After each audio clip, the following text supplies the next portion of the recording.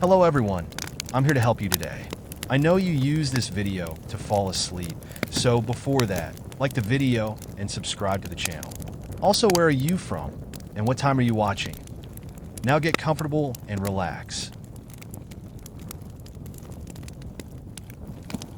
Claire had always hated the family reunions. They were a blur of stiff smiles, awkward conversations, and reminders of why she didn't keep in touch with most of them.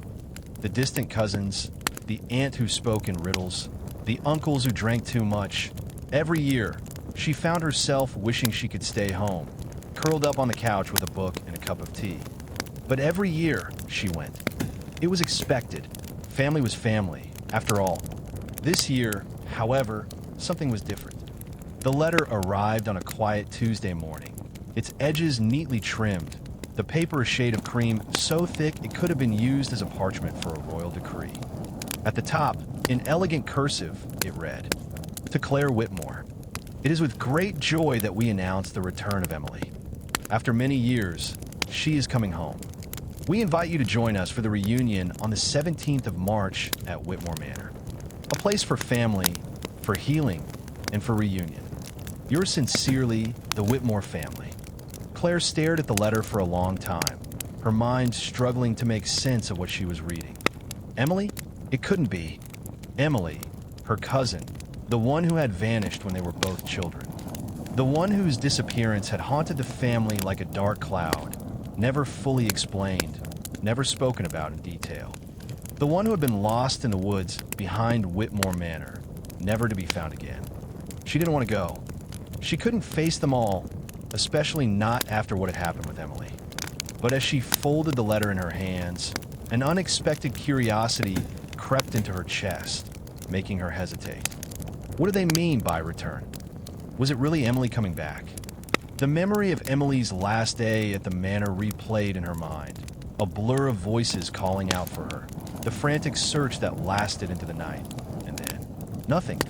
She had disappeared without a trace, as though the earth itself had swallowed her whole. But now this, a reunion? A return? Claire felt a knot tighten in her stomach. She'd left the family behind years ago, after all the trauma and rumors. But the thought of seeing Emily again, the girl she had once shared everything with, stirred something deep within her. She hadn't been able to let go of the mystery, no matter how much time had passed. Emily had always been her closest friend, and the void left by her disappearance had never fully healed. Still, Claire hesitated.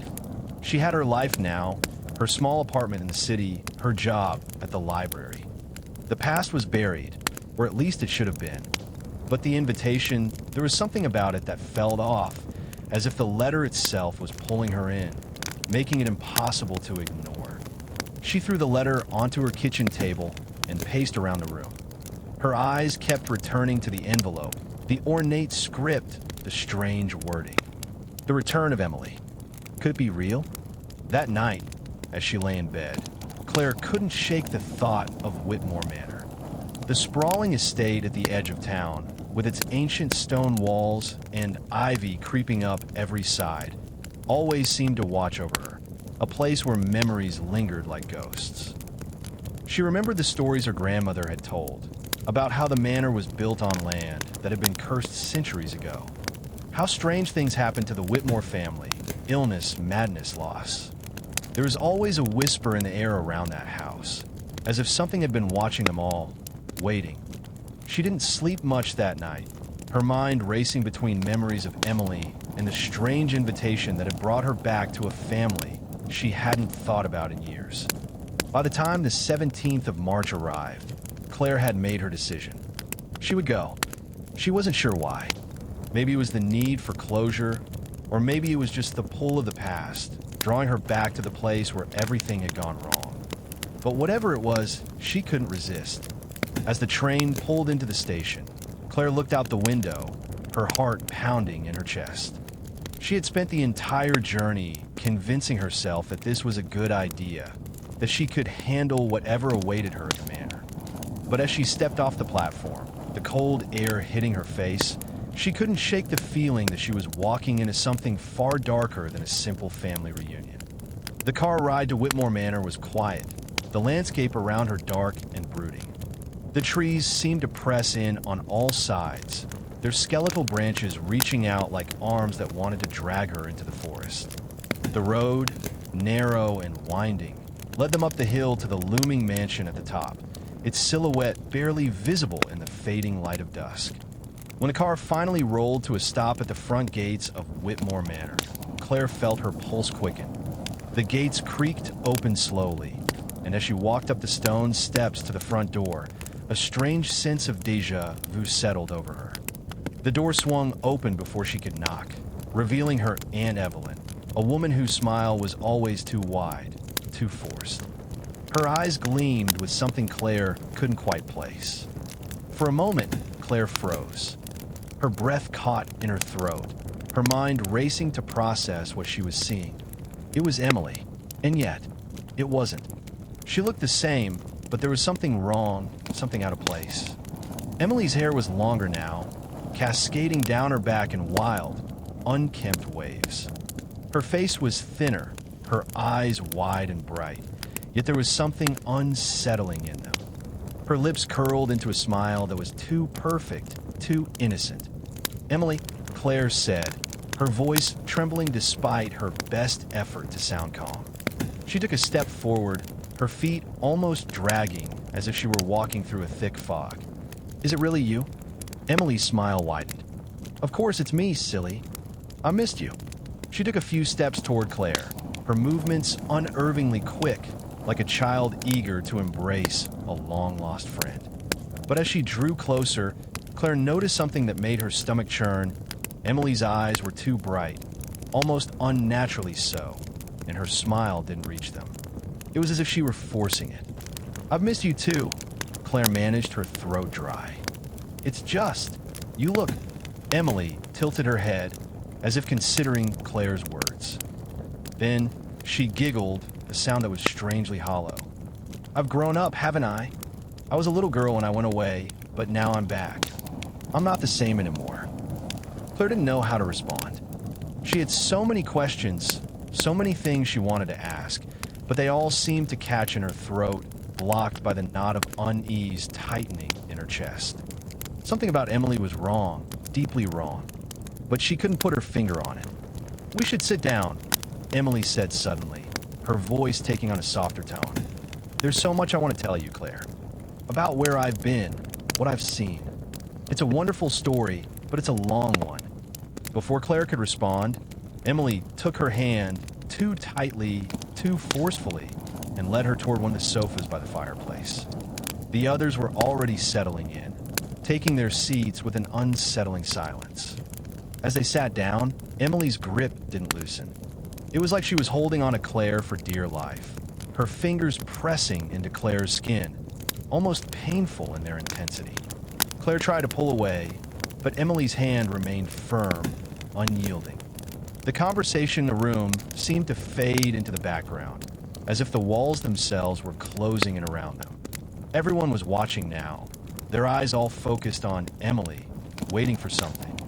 Claire's heart thudded in her chest as she tried to pull her hand away, but Emily's gaze never left her. Then, just as suddenly as it had begun, Emily released her grip. "You're worried, aren't you?"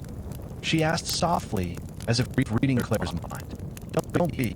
Everything's fine now." Claire opened her mouth to speak, but before she could, a voice interrupted. "You'll understand soon enough," Aunt Evelyn said, her voice carrying a strange finality. "Everything will make sense when the time is right." The rest of the family nodded solemnly. Claire noticed that no one was smiling now. The room had grown cold, the air thick with something unspoken. Aunt Evelyn's gaze lingered on Claire, her eyes filled with something dark, something Claire couldn't quite decipher. It wasn't warmth anymore, but something else. Something darker. Emily's voice broke the silence again. "I've been waiting for this moment, you know," she said, her tone distant, almost dreamlike. "I missed you all, but most of all, I've missed you, Claire. You were always my favorite, and now that I'm back, we could be together again." Claire felt a shiver crawl up her spine. Together again. The words echoed in her mind, twisting into something that felt less like a reunion and more like a warning. Just then, a loud knock echoed through the manor, its reverberation vibrating through the walls. Everyone in the room stiffened. For a moment, there was only silence. "Go answer that, Claire," Emily said, her voice sweet but edged with something dark, something insistent. Claire's heart skipped a beat. She didn't want to, but the pressure in the room was undeniable. She stood, her legs unsteady beneath her as she made her way to the front door. The knock came again, louder this time, as if urging her to hurry. When she opened the door, she was greeted by nothing but the cold night air. There was no one there. But then, as her eyes scanned the empty dark of the front steps, she noticed something strange. A small, tattered box was sitting on the ground in front of her, its lid slightly askew. She bent down, her fingers trembling, and picked it up. The box was light, but as she turned it over in her hands, a cold dread washed over her. On the top of the box was a single word, written in jagged, unfamiliar script. "Welcome." Claire stood frozen on the threshold, the box in her hands like an anchor pulling her deeper into the unknown. It was small, no larger than a shoebox, and wrapped in faded brown paper. The word "welcome" was written on the top in a jagged, almost hasty script, as though whoever had written it had been in a hurry. It was so out of place that Claire's pulse quickened. She glanced back toward the parlor. The soft murmurs of her relatives had faded, replaced by an unsettling silence. No one was moving. They were watching her, waiting. Claire's breath hitched as she carefully opened the box. Inside, nestled in worn, yellowing tissue paper, was an old, crumpled photograph. It was black and white, showing a group of people standing in front of Whitmore Manor. At first glance, it seemed like a typical family photo. Smiling faces, stiff poses, but something felt wrong about it. The faces, though smiling, were too still, too perfect. There was no warmth in their eyes, just empty, vacant stares. And then, her gaze shifted to the figure standing at the back. It was Emily, but it wasn't the Emily standing in the parlor. The Emily in the photograph was a little girl, no older than 6 or 7, her face frozen in a smile that stretched unnaturally wide. Her eyes were hollow, black pits that seemed to absorb all the light around her. It was the same face, the same figure, but distorted wrong. Claire's hands trembled as she held the photograph up, her mouth dry. What was this? Was it an old family photo? But why was it so unsettling? The door creaked behind her, and she quickly shoved the photograph back into the box, snapping the lid shut. When she turned around, Emily was standing in the doorway of the parlor, watching her with that unnervingly wide smile. Her eyes were locked on the box in Claire's hands. "You found it," Emily said softly, her voice like a whisper that seemed to echo in the quiet hallway. "I knew you would." Claire felt a chill run down her spine. "What is this?" she asked, her voice barely above a whisper. She couldn't seem to steady her breath, couldn't seem to find her footing. Emily stepped closer, her movements almost fluid, like she was gliding rather than walking. "It's just a little gift," she said, her smile never faltering. "A reminder of the past, of everything that's been hidden." Claire swallowed hard. "Hidden? What do you mean? What's going on, Emily?" But Emily didn't answer right away. Instead, she cocked her head to one side, as if savoring the moment. "You'll understand soon enough, Claire. We all will. The family is whole again." The words hit Claire like a cold gust of wind, sending a shiver through her. The family is whole again? She tried to shake off the unease that settled in her chest, but it was like a weight that wouldn't lift. Something was terribly wrong, but the words were elusive, like trying to grasp fog with her hands. "Come, sit with us," Emily urged, her voice taking on an almost childlike sweetness. "You don't want to miss the stories, the things we have to share. It's important." Claire hesitated. Something inside her screamed that she should leave, that she shouldn't be here, that the mansion, the whole family, was a trap.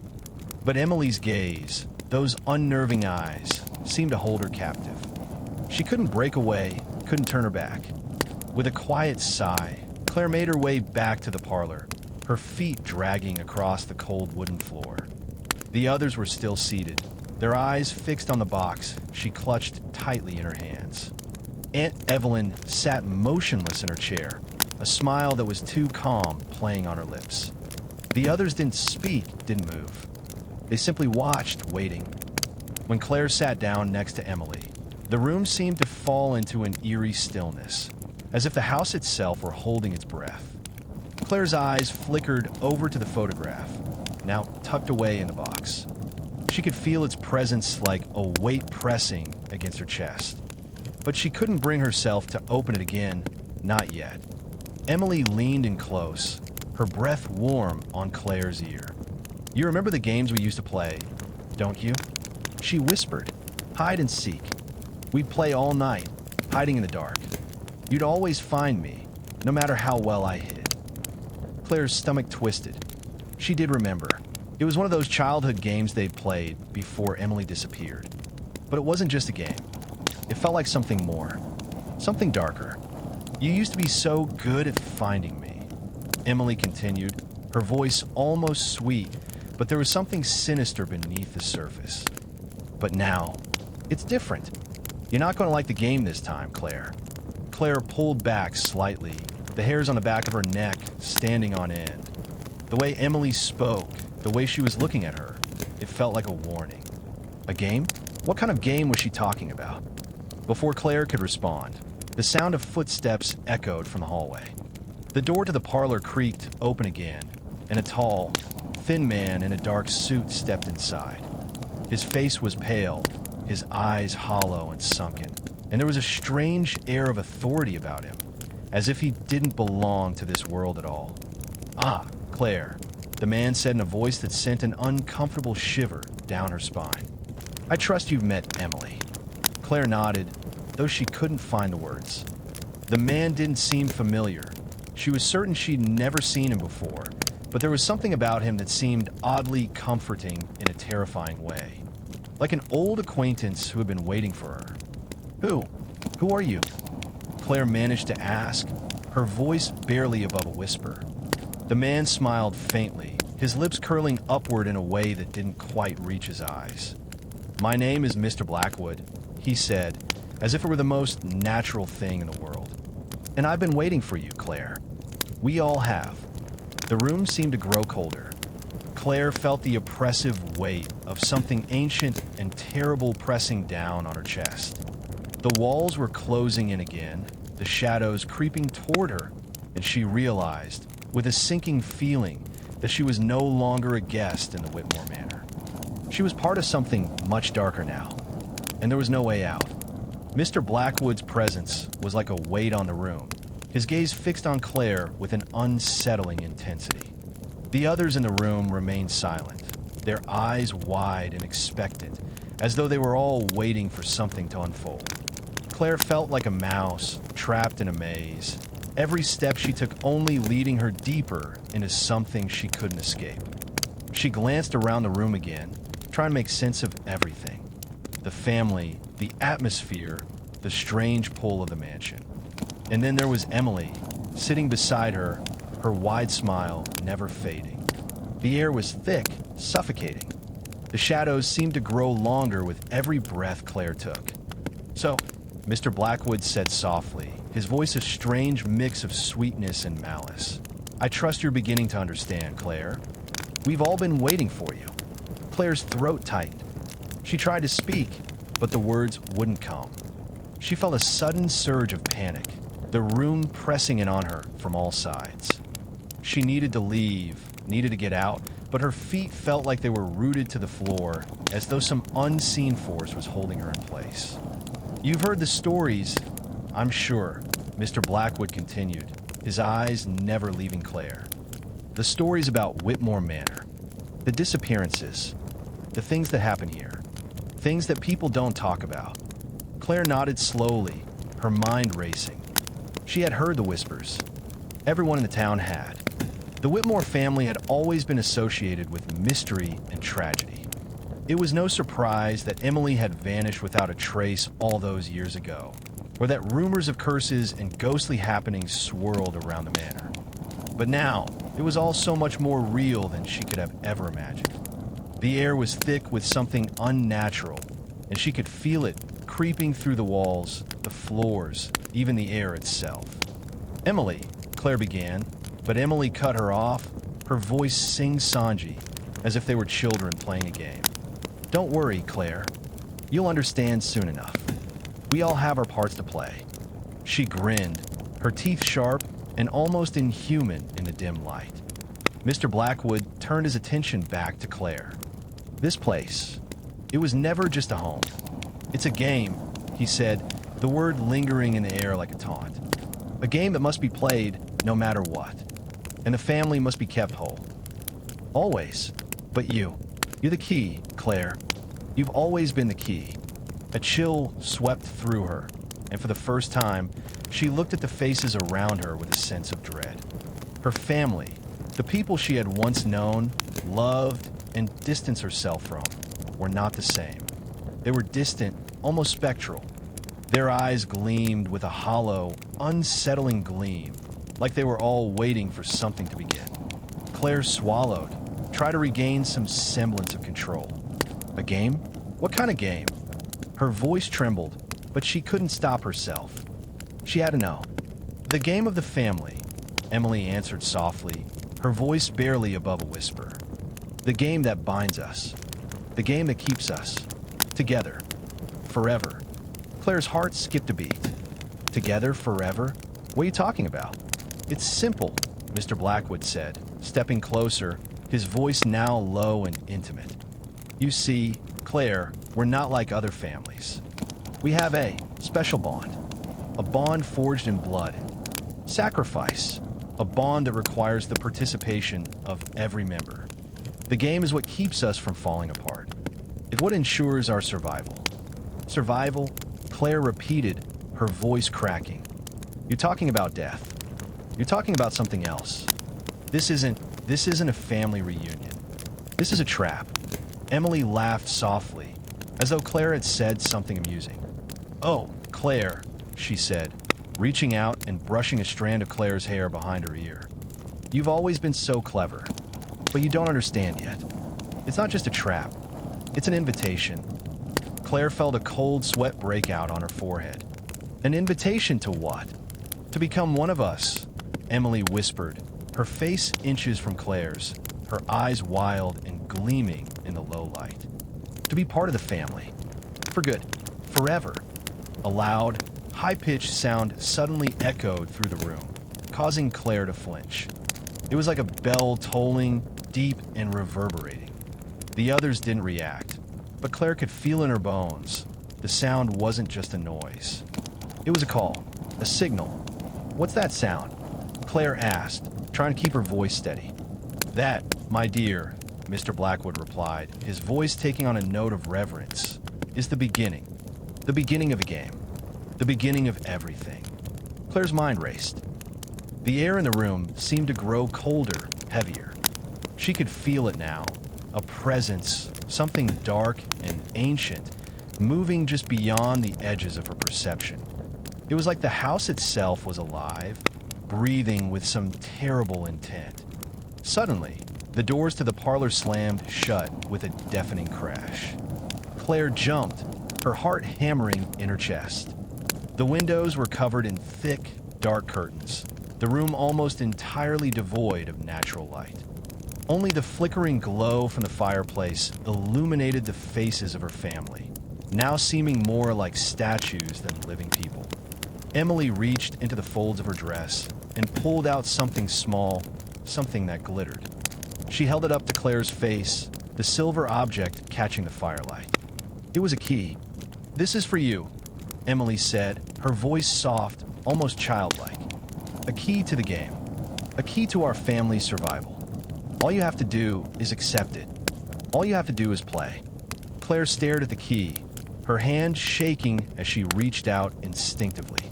But then something inside her snapped. She pulled her hand back. "No, She whispered, her voice barely audible. "I won't play." For a brief moment, the room seemed to hold its breath. The others didn't move, didn't react. Emily's eyes darkened, her smile faltering for the first time. "You have no choice," Mr. Blackwood said softly, his voice cold now, like the touch of ice. "This is how it's always been. This is how it always will be." And with that, the game had begun. The key hung suspended in the air between Claire and Emily, glittering in the dim light like some cursed treasure.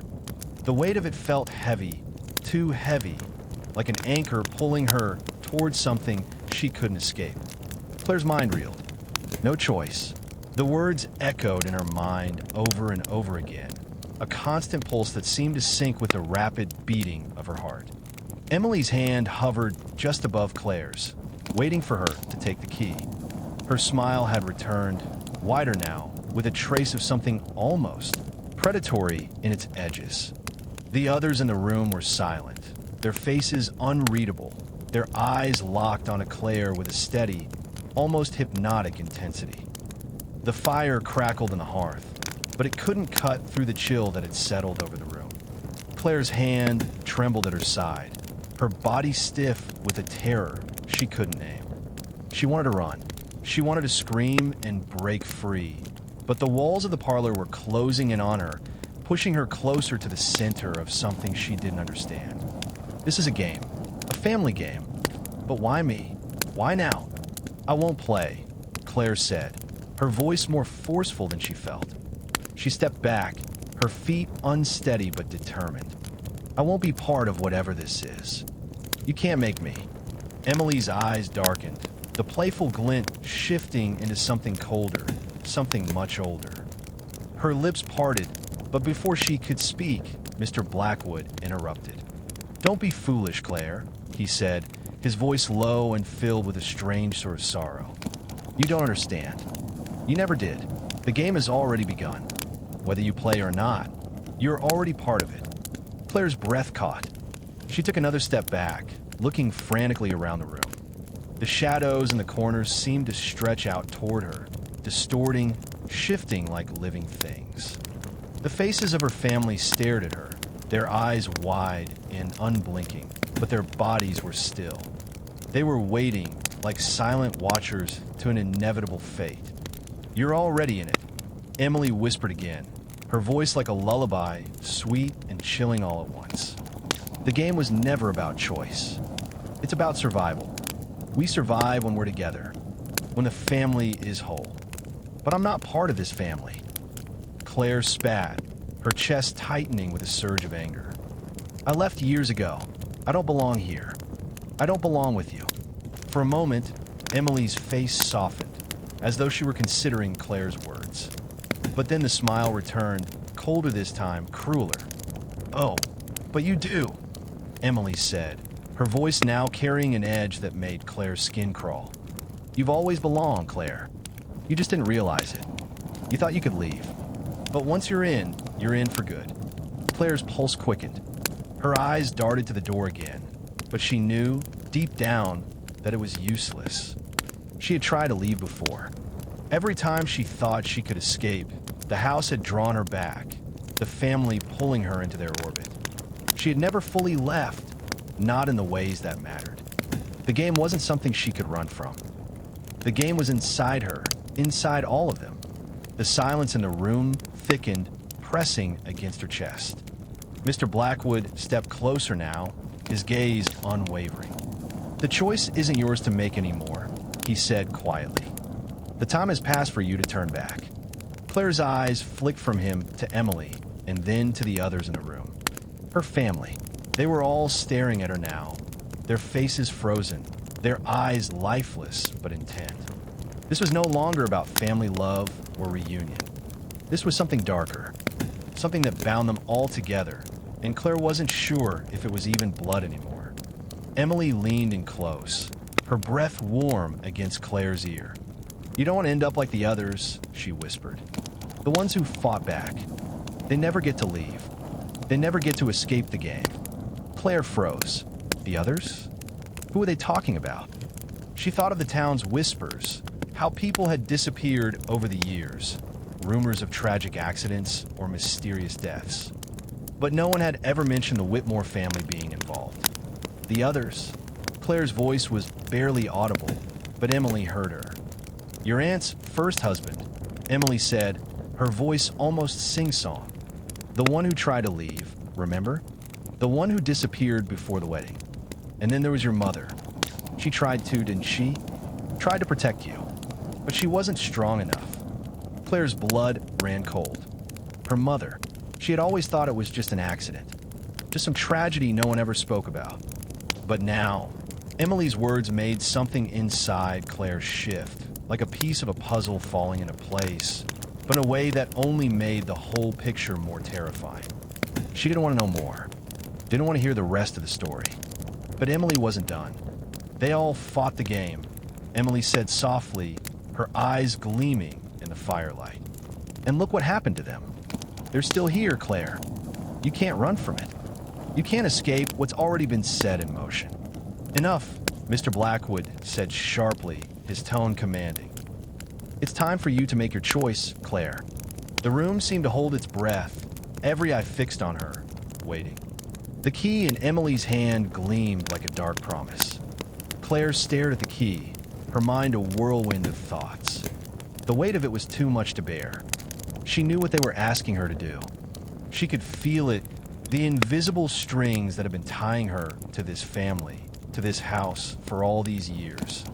No more running, no more fighting. But she didn't have to play their game. She could choose. She had to.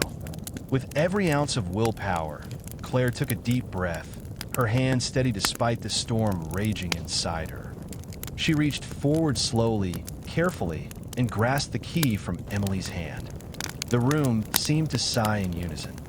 Emily's smile stretched wider, and Mr. Blackwood gave a small, satisfied nod. The others, her family, remained silent, but Claire could feel their eyes on her, a sense of expectation radiating from them like heat from a furnace. The game has begun, Mr. Blackwood said softly. And now, Claire, you are one of us. The key in Claire's hand felt heavier than it had a moment ago. It burned with an unnatural heat, the edges sharp and foreign against her skin. Her fingers clenched around it, almost instinctively, as though it were part of her now. She could feel the weight of the decision pressing on her, but her body moved as if it were being controlled by something other than her own will. Emily's eyes gleamed with a twisted satisfaction, but there was no warmth in her expression, only a cold emptiness. Well done, Emily whispered, her voice laced with an eerie sweetness. You've made the right choice. Claire's heart pounded in her chest, her mind spinning as her fingers still gripped the key. The entire room seemed to close in on her, the walls pressing in from all sides, as though the house itself were alive and watching her every move. The fire crackled ominously in the corner, casting erratic shadows that danced and flickered across the walls. But it wasn't the fire that made her skin prickle. It was the knowledge that the game had begun, and she was no longer just an observer. You see, Mr. Blackwood said, his voice low and almost soothing, this is not a game of winning or losing. It's not about rules or fairness. It's about survival. And survival depends on knowing when to move and when to wait. Claire glanced at him, her mouth dry. What do you mean by that? She asked, her voice hoarse from the tension that had wrapped itself around her throat. Mr. Blackwood smiled, a thin, cruel smile that didn't quite reach his eyes. The game is a living thing. It changes as it goes. Each member of the family has their part to play. The game isn't about outsmarting anyone. It's about learning to live with what's always been inside you. Claire's mind raced, trying to make sense of what he was saying. She glanced down at the key again, feeling the weight of it pulling at her chest. We'll show you what to do, Emily chimed in, her voice sweet like poison. The first move is always the hardest. But once you make it, everything falls into place. Claire's stomach churned. First move? What do they mean? What was the next step? You'll know when it's time, Emily continued, her voice low and almost teasing. The house will tell you. It always does. Without waiting for Claire to respond, Emily stood up and beckoned her with a single, graceful gesture. "Come," she said. "It's time for you to see the next part of the game. You need to understand what's at stake." Claire hesitated, glancing at Mr. Blackwood for any sign of reassurance, but his expression remained neutral, cold. The firelight flickered across his face, but it didn't warm him. "I don't understand," Claire whispered. Her voice faltered, but she couldn't stop herself from asking. "What's at stake? What happens if I don't play? What happens if I try to leave again?" Emily smiled, but it wasn't the soft, innocent smile of a child. It was cruel and sharp, like the grin of someone who knew something you didn't. "If you try to leave again," she said, her voice dark, "the game will simply begin again. And you won't like the way it ends." Claire felt the blood drain from her face. She wanted to scream, to run, to tear open the door and escape into the night. But the house wouldn't let her. It had already wrapped its dark tendrils around her, pulling her deeper into its sinister grip. She could feel the walls pressing closer, as if the house itself were alive, watching her, waiting. "Come," Emily said again, her voice soft, coaxing. "You're not alone. You never were." With a reluctant sigh, Claire stood, her feet dragging against the cold floor. She followed Emily as she moved toward the farthest corner of the parlor, where an old door stood ajar. The door was narrow and unassuming, but it seemed to pulse with an invisible energy, as though something was waiting behind it.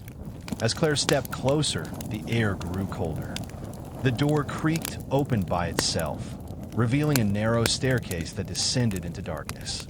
The steps were worn, the wood creaking with every movement, and the faint scent of earth and rot filled the air. It was like the mansion had been waiting for her to come down here all along. "Where are we going?" Claire asked, her voice barely a whisper as she hesitated at the top of the stairs. Emily's eyes gleamed in the dark, her smile widening. "To where the game begins," she replied. "Where the first move must always be made." Without another word, Emily stepped into the darkness, her silhouette vanishing down the stairs. Claire hesitated again, her heart racing, but she knew there was no turning back. Not now, not ever. Taking a deep breath, Claire followed Emily into the shadows.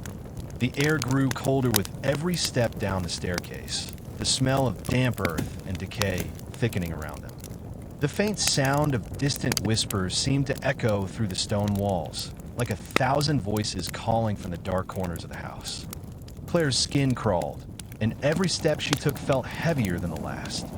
At the bottom of the stairs, the narrow hallway stretched out before her, dimly lit by flickering candles and sconces mounted on the walls. The floor was cold stone, and the walls seemed to close in on either side, suffocating the air. It felt like an endless tunnel, like they were descending deeper into the bowels of the house. Emily stopped at a door at the end of the hallway and turned toward Claire, her eyes gleaming with anticipation. "This is where it begins," she said softly. "This is where you'll learn what it means to play." Claire stood frozen, a knot of dread twisting in her stomach. She didn't want to open that door. She didn't want to know what was on the other side. But she was already too far gone. She had made her choice. Emily stepped forward and opened the door with a creak, revealing a large, dimly lit room. The shadows in the corner seemed to shift, and the air was thick with a heavy, suffocating weight. "You must learn to move when the time is right," Emily said, stepping into the room. "And most importantly, Claire, you must learn who the enemy is. In this game, it's never clear who you can trust." Claire stepped forward, her heart pounding. As her foot crossed the threshold into the room, a sense of foreboding washed over her. She had just entered a place where the rules of reality no longer applied. And in this room, Claire knew her survival would depend on her ability to outwit not just the family, but the house itself. As Claire stepped over the threshold, she felt an immediate shift in the air, thicker, colder, as though the walls themselves were watching her, waiting for her to make her next move. The room was vast, larger than she had expected. Shadows clung to every corner, and the flickering candlelight only seemed to make the darkness more pronounced. The stone walls were lined with shelves full of dusty, old books, and the floor beneath her feet was cold, the surface rough as if it had been worn down by centuries of use. Emily stood by the far wall, her gaze fixed on Claire, the smile never leaving her face. "This is where the game is played," she said softly. "Here, you'll learn how to survive. Here, you'll understand what it truly means to be part of the Whitmore family." Claire's stomach turned. The room felt too still, too quiet. There was a sense of wrongness in the air, an oppressive weight that made it hard to breathe. She could feel the presence of something else, something ancient and deeply unsettling, lurking in the shadows. Something that had always been here. Emily beckoned for Claire to come closer, her long, pale fingers gesturing toward the center of the room. Claire hesitated, her heart pounding in her chest, but she forced herself to move forward. She had no choice now. The house had already claimed her, and there was no escaping its grip. As she approached, Claire saw that the center of the room was dominated by a large, ornate mirror. The frame was carved from dark wood, twisted with strange symbols that seemed to writhe under her gaze. The mirror's surface was shrouded in mist, its edges obscured, as though it was not reflecting the room before her, but something else entirely. "This," Emily said, her voice almost a whisper, "is the first test." Claire frowned. "Test? Not all of us can survive the game." Emily continued, her tone softer now, almost coaxing. "Some fail. Some are lost to the house. The mirror shows who we are, Claire. It shows what's hidden beneath the surface. And it shows whether you're worthy of continuing." Claire's heart sank as she looked at the mist swirling inside the mirror. She had no idea what Emily meant by worthy, but she wasn't about to face whatever was in that mirror without understanding what she was getting into. "What happens if I'm not worthy?" Claire asked, her voice shaky. Emily's smile widened, a glint of something dark flashing in her eyes. "The house decides," she said simply. "And the house always gets what it wants." With a steadying breath, Claire stepped closer to the mirror, her gaze never leaving the mist. She didn't know what she expected to see. Her reflection, maybe, or the distorted image of herself. But what appeared before her eyes made her freeze. The reflection was her, but twisted. Her face was pale and gaunt, her eyes hollow and filled with an emptiness she had never seen before. It was as though the mirror was showing her not just what she looked like, but what she felt inside. A hollow shell of the person she used to be.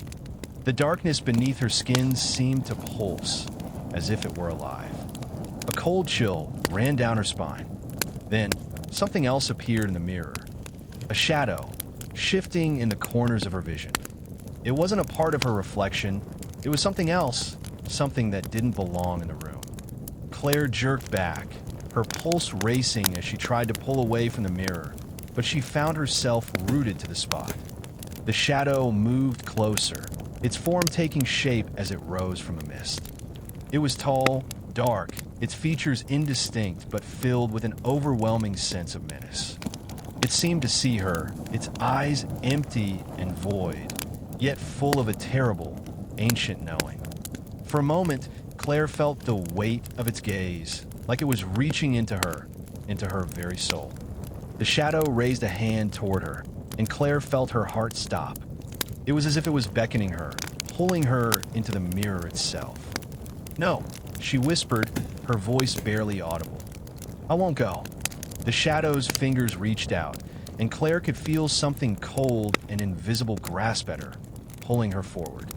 Her body resisted, her legs trembling, but she couldn't move. She couldn't escape. "Claire!"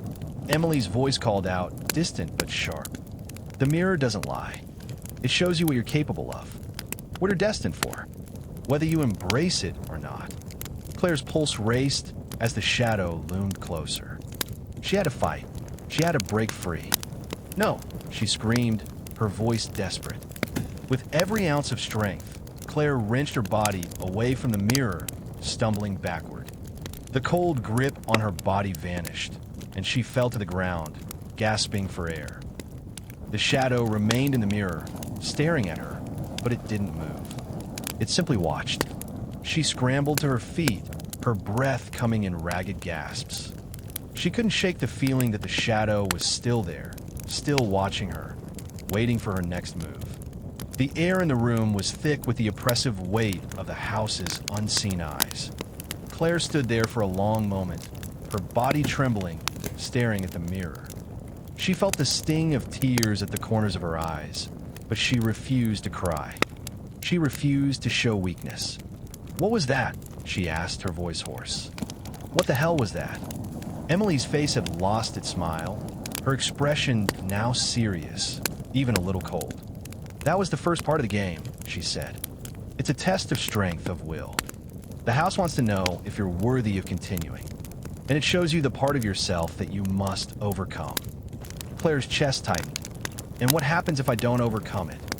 "The house decides," Emily repeated, her voice flat. "If you fail the test, you won't leave. You'll never leave." Claire's stomach churned. She didn't know what was worse, the idea that the house might claim her, or the realization that something was still out there, watching her, waiting for her to fail. Emily stepped forward, her gaze softening, but there was still a coldness to it. "But you're stronger than you think. You've already made it this far. You just need to keep moving forward." Claire didn't know if she believed her. The weight of the house pressed against her, its unseen presence suffocating her every move. But Emily was right about one thing. She had no choice but to move forward.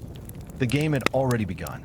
Claire's heart was still pounding in her chest as she took a shaky step away from the mirror. Her fingers clutched the key in her pocket like a lifeline, but it didn't ease the chill that had settled in her bones. Every nerve in her body was alive with the lingering fear of what she had just seen. The shadow in the mirror, the one that had reached for her, beckoning her into its grasp, still haunted her thoughts, its dark, empty eyes seared into her memory. She didn't know if she had truly seen it, or if it had just been a twisted illusion created by the house itself. But it felt so real. Too real. Emily watched her from the side, her expression unreadable. She didn't offer Claire any comfort, didn't reach out to help. Instead, she simply observed, her cold gaze fixed on Claire's every movement. She didn't speak for a long moment, as though she were waiting for Claire to collect herself. Finally, after what felt like an eternity, Emily broke the silence. "You passed the first test, but there's more to come." Claire didn't respond. She couldn't. Her mind was too clouded, her thoughts racing with the terror of what had just happened. How could this place be real? How could her family be a part of something so unnatural? Emily moved toward the far side of the room, where a large wooden door stood ajar, dark beyond it. "Come," she said, her voice almost a whisper now. "There is more you need to understand." Claire took one last glance at the mirror, its mist swirling like an invitation to the abyss, before following Emily into the unknown. The door creaked open as Emily stepped through, revealing another long hallway. This one was colder, the walls lined with thick stone and cobwebs that seemed to pulse with a life of their own. The air smelled musty, damp, like something ancient and forgotten. As Claire walked behind Emily, her footsteps echoing in the silence, she couldn't shake the feeling that they weren't alone. It was as if something in the shadows was watching her, waiting for her to slip up. Her skin crawled with the sensation that there was something just beyond the edge of her vision, always there, always watching. They reached the end of the hallway, and Emily paused in front of a large door, this one iron-bound and far more imposing than the others they had passed. Claire's breath caught in her throat. There was something about this door that felt different, darker, heavier. "This is where it truly begins," Emily said, her voice barely above a whisper. "This is where you learn what it means to survive. The house chooses who stays and who goes. But you have to understand, it doesn't play fair." Emily pushed open the door, and the sound of the hinges squealed in protest, breaking the stillness like a warning. The room beyond was dimly lit, the light from a single, flickering lantern casting long, distorted shadows on the walls.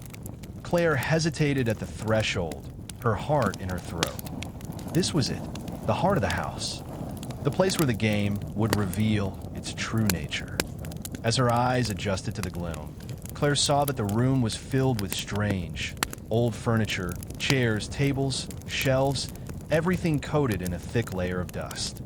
But it wasn't the furniture that held her attention. It was the walls. On the walls were paintings, hundreds of them. Each one contained a face. But these weren't ordinary portraits.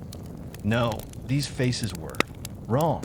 Their eyes were too wide, too dark, and they seemed to follow Claire wherever she moved. The expression on their faces always just slightly off, as though they were watching her through a veil of grief, anger, or madness. "Who are they?"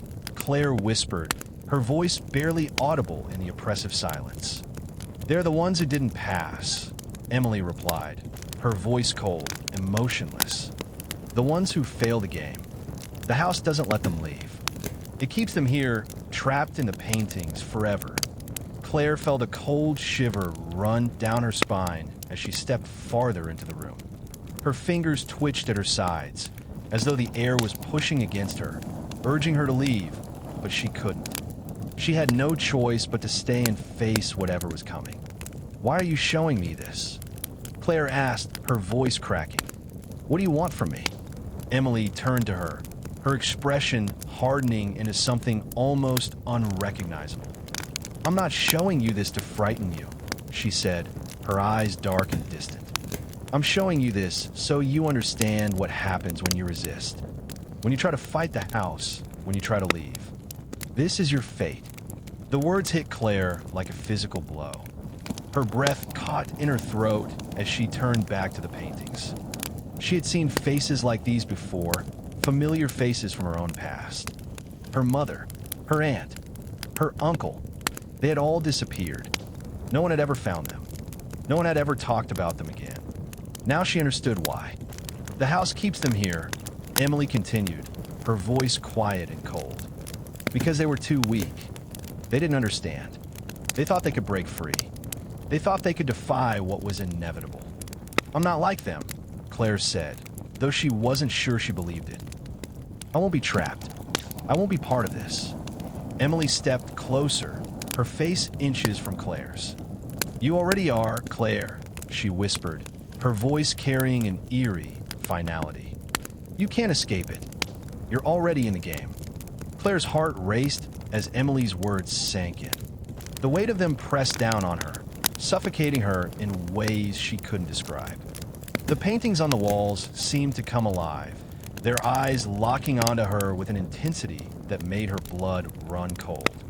And then, with a sharp breath, Emily stepped back, her eyes gleaming with something dark. "The next part of the game begins now," she said, her tone sharp and demanding. "You have to choose. You'll have a chance to leave, but only if you're willing to sacrifice something." Before Claire could respond, the door behind them slammed shut with a deafening bang. The room plunged into complete darkness, and Claire's breath hitched in her throat. The oppressive silence was broken only by the sound of her own heartbeat, which now seemed to echo off the walls. Somewhere in the dark, a voice whispered, "Choose wisely, Claire. Choose wisely." The door slammed shut behind Claire with a finality that echoed through her chest. Darkness enveloped her like a suffocating blanket, the kind that seemed to press against her skin and make it hard to breathe. The air was thick, heavy with the stale scent of dust, and something else, something rotting, something ancient. Claire's pulse thudded in her ears, a harsh reminder that she was still alive, that she still had time. But how much? And for what? Choose wisely, Claire. Choose wisely. The voice was soft, almost a whisper, but it reverberated through the room like a distant echo, as if it had come from all directions at once. Her breath caught in her throat, and her skin prickled with unease. The words were a warning, but to what end? What did she have left to sacrifice? The silence that followed was unbearable. It clung to her like an oppressive weight, and for a moment, Claire thought she might suffocate in it. Then the faintest light flickered to life in the distance, an eerie glow that seemed to beckon her forward. It came from a small crack in the far wall, a thin sliver of light that cut through the dark like a blade. Without thinking, her legs carried her toward it, the floor creaking under her feet with each step, as though the house itself were groaning in protest. The light grew brighter the closer she got, but it wasn't natural. It wasn't the warm, welcoming light of a lamp or a fire. This light was cold, pale, almost spectral. As she reached the crack in the wall, Claire's fingers brushed against the surface, and she felt the coldness seep through her skin, like ice flooding her veins. She hesitated before pushing against it, her heart racing. The wall gave way, slowly at first, then with a sudden jerk. The crack widened, revealing a hidden passage behind it. The passage was narrow, winding down beneath the floor, the walls carved from jagged stone. The air here was even colder, and the shadows seemed to deepen the further she went. Every instinct in her told her to turn back, to retreat into the faint light of the room behind her. But she couldn't. The house was pulling her forward, urging her to keep moving, to face what was waiting for her. At the end of the passage, Claire found another door, this one ancient, its wood warped and splintered. But it was the carvings on the door that made her stop in her tracks. Symbols, ancient and unfamiliar, covered the surface, etched into the wood with something that looked like blood. The symbols twisted and turned, almost hypnotic in their design, and she could feel their power, dark and oppressive, like the weight of 1,000 lost souls pressing in on her. She reached out with trembling fingers, touching the door. It felt like it was alive, as though it could feel her touch, responding to her presence. The door groaned, and the carvings seemed to shift, rearranging themselves before her eyes, until one final symbol stood out, a key. The same key she still held in her pocket. Claire's breath caught as the realization hit her. The key had always been for this door. The house had been guiding her to it, step by step, like a puppeteer pulling at the strings. Without thinking, her hand moved to her pocket, her fingers wrapping around the cold metal of the key. It felt heavier now, as though it had absorbed the fear and the darkness around her. She inserted the key into the lock, and with a click, the door swung open. Inside was a room, but not just any room. This was a shrine. The walls were covered in ornate tapestries, each one depicting scenes of suffering, twisted, grotesque images of people trapped, tortured, and distorted in ways Claire couldn't comprehend. The air was thick with the scent of incense and something metallic like blood.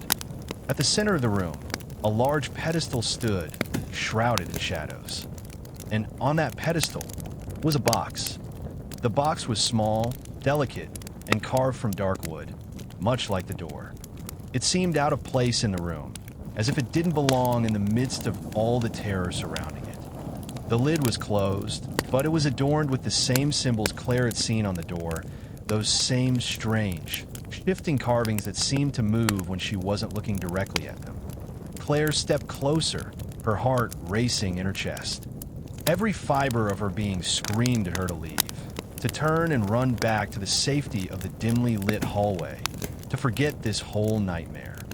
But her feet moved of their own accord, drawn to the box with an almost magnetic pull.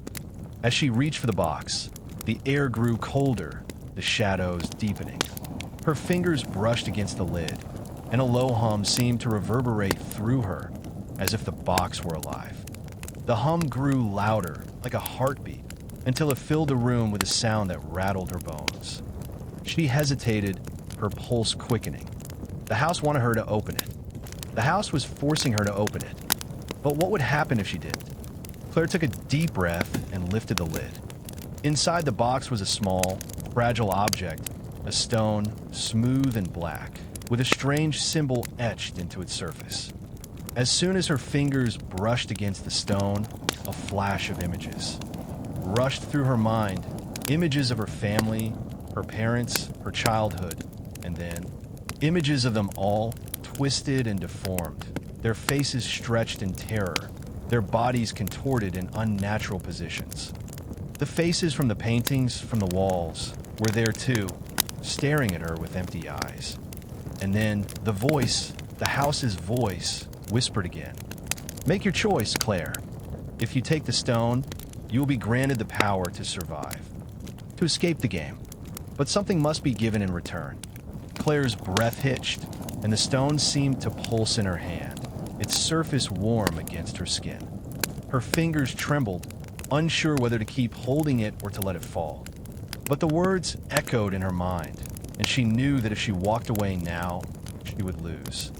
Choose wisely. The room grew darker, the shadows closing in on her once again. The stone pulsed in Claire's hand, warm against her chilled skin, its energy seeping into her like an electric current.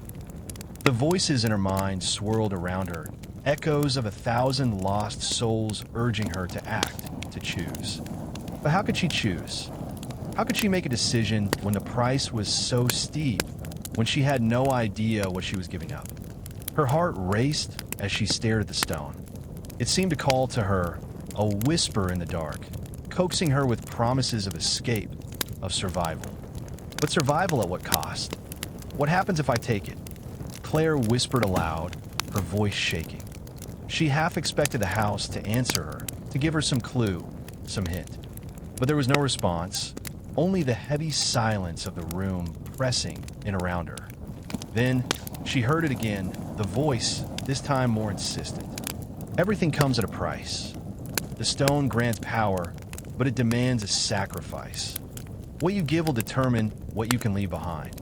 Claire's mind raced, images flashing in front of her eyes, of her family, of her life before the house, of the people she had loved. Could she really risk it all for a chance at escape? What if the cost was more than she could bear?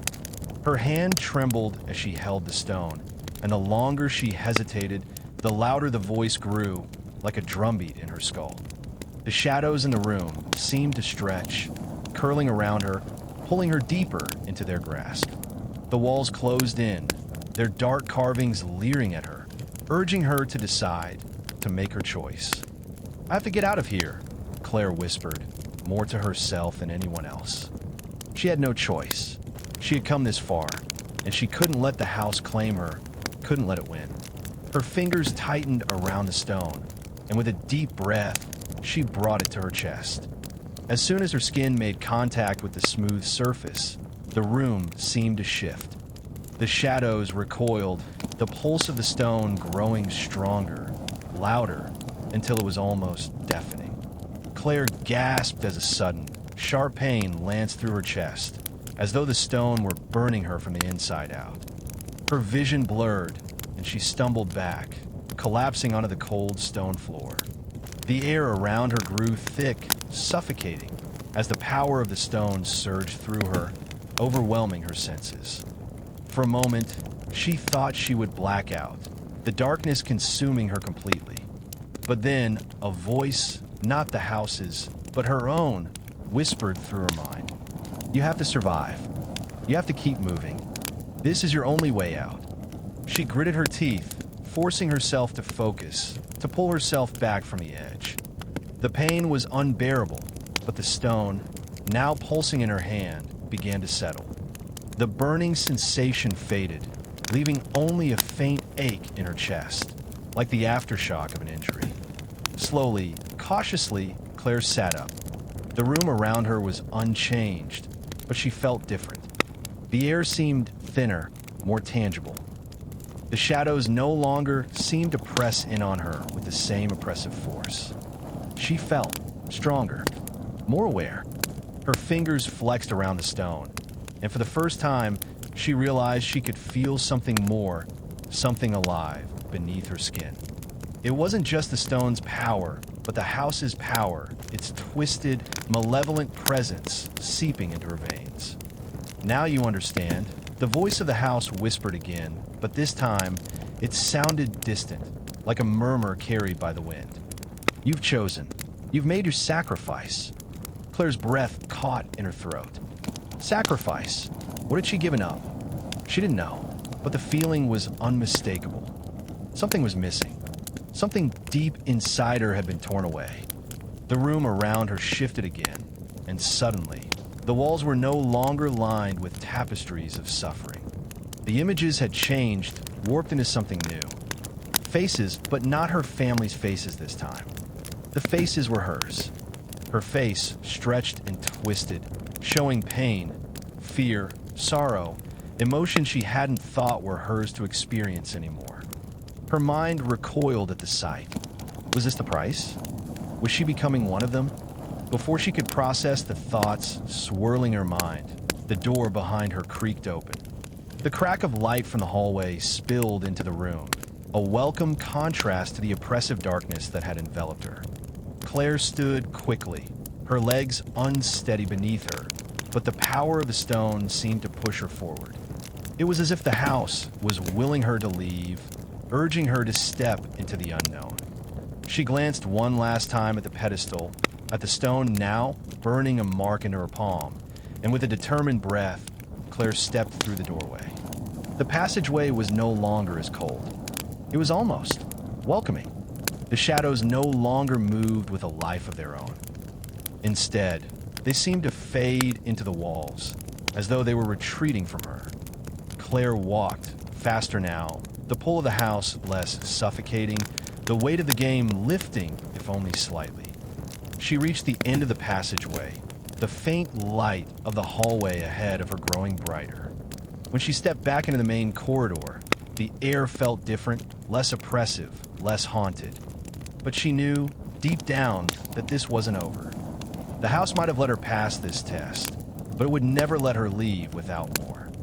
The game was far from finished, and as she made her way down the darkened hall, she couldn't shake the feeling that something or someone was waiting for her, watching her every move. The house had made her choose. Now it would see what kind of survivor she truly was. The corridor stretched ahead, dimly lit by flickering sconces, the shadows dancing like restless spirits. Each step Claire took seemed to echo louder in the silence, the sound reverberating off the cold stone walls. The strange sense of power that had surged within her now felt more like a weight, something heavy pulling at her insides. The stone still throbbed in her palm, its heat fading, but its presence never leaving her. Her mind raced. She had chosen. She had taken the stone. The house had warned her of the cost, but Claire wasn't sure what she had sacrificed. The images in the room, the distorted faces, were they her future? Had she lost something deep inside her in exchange for a chance at escape? A cold shiver ran down her spine as the floorboards beneath her feet creaked, a groan that reverberated through the house like an animal stirring from slumber.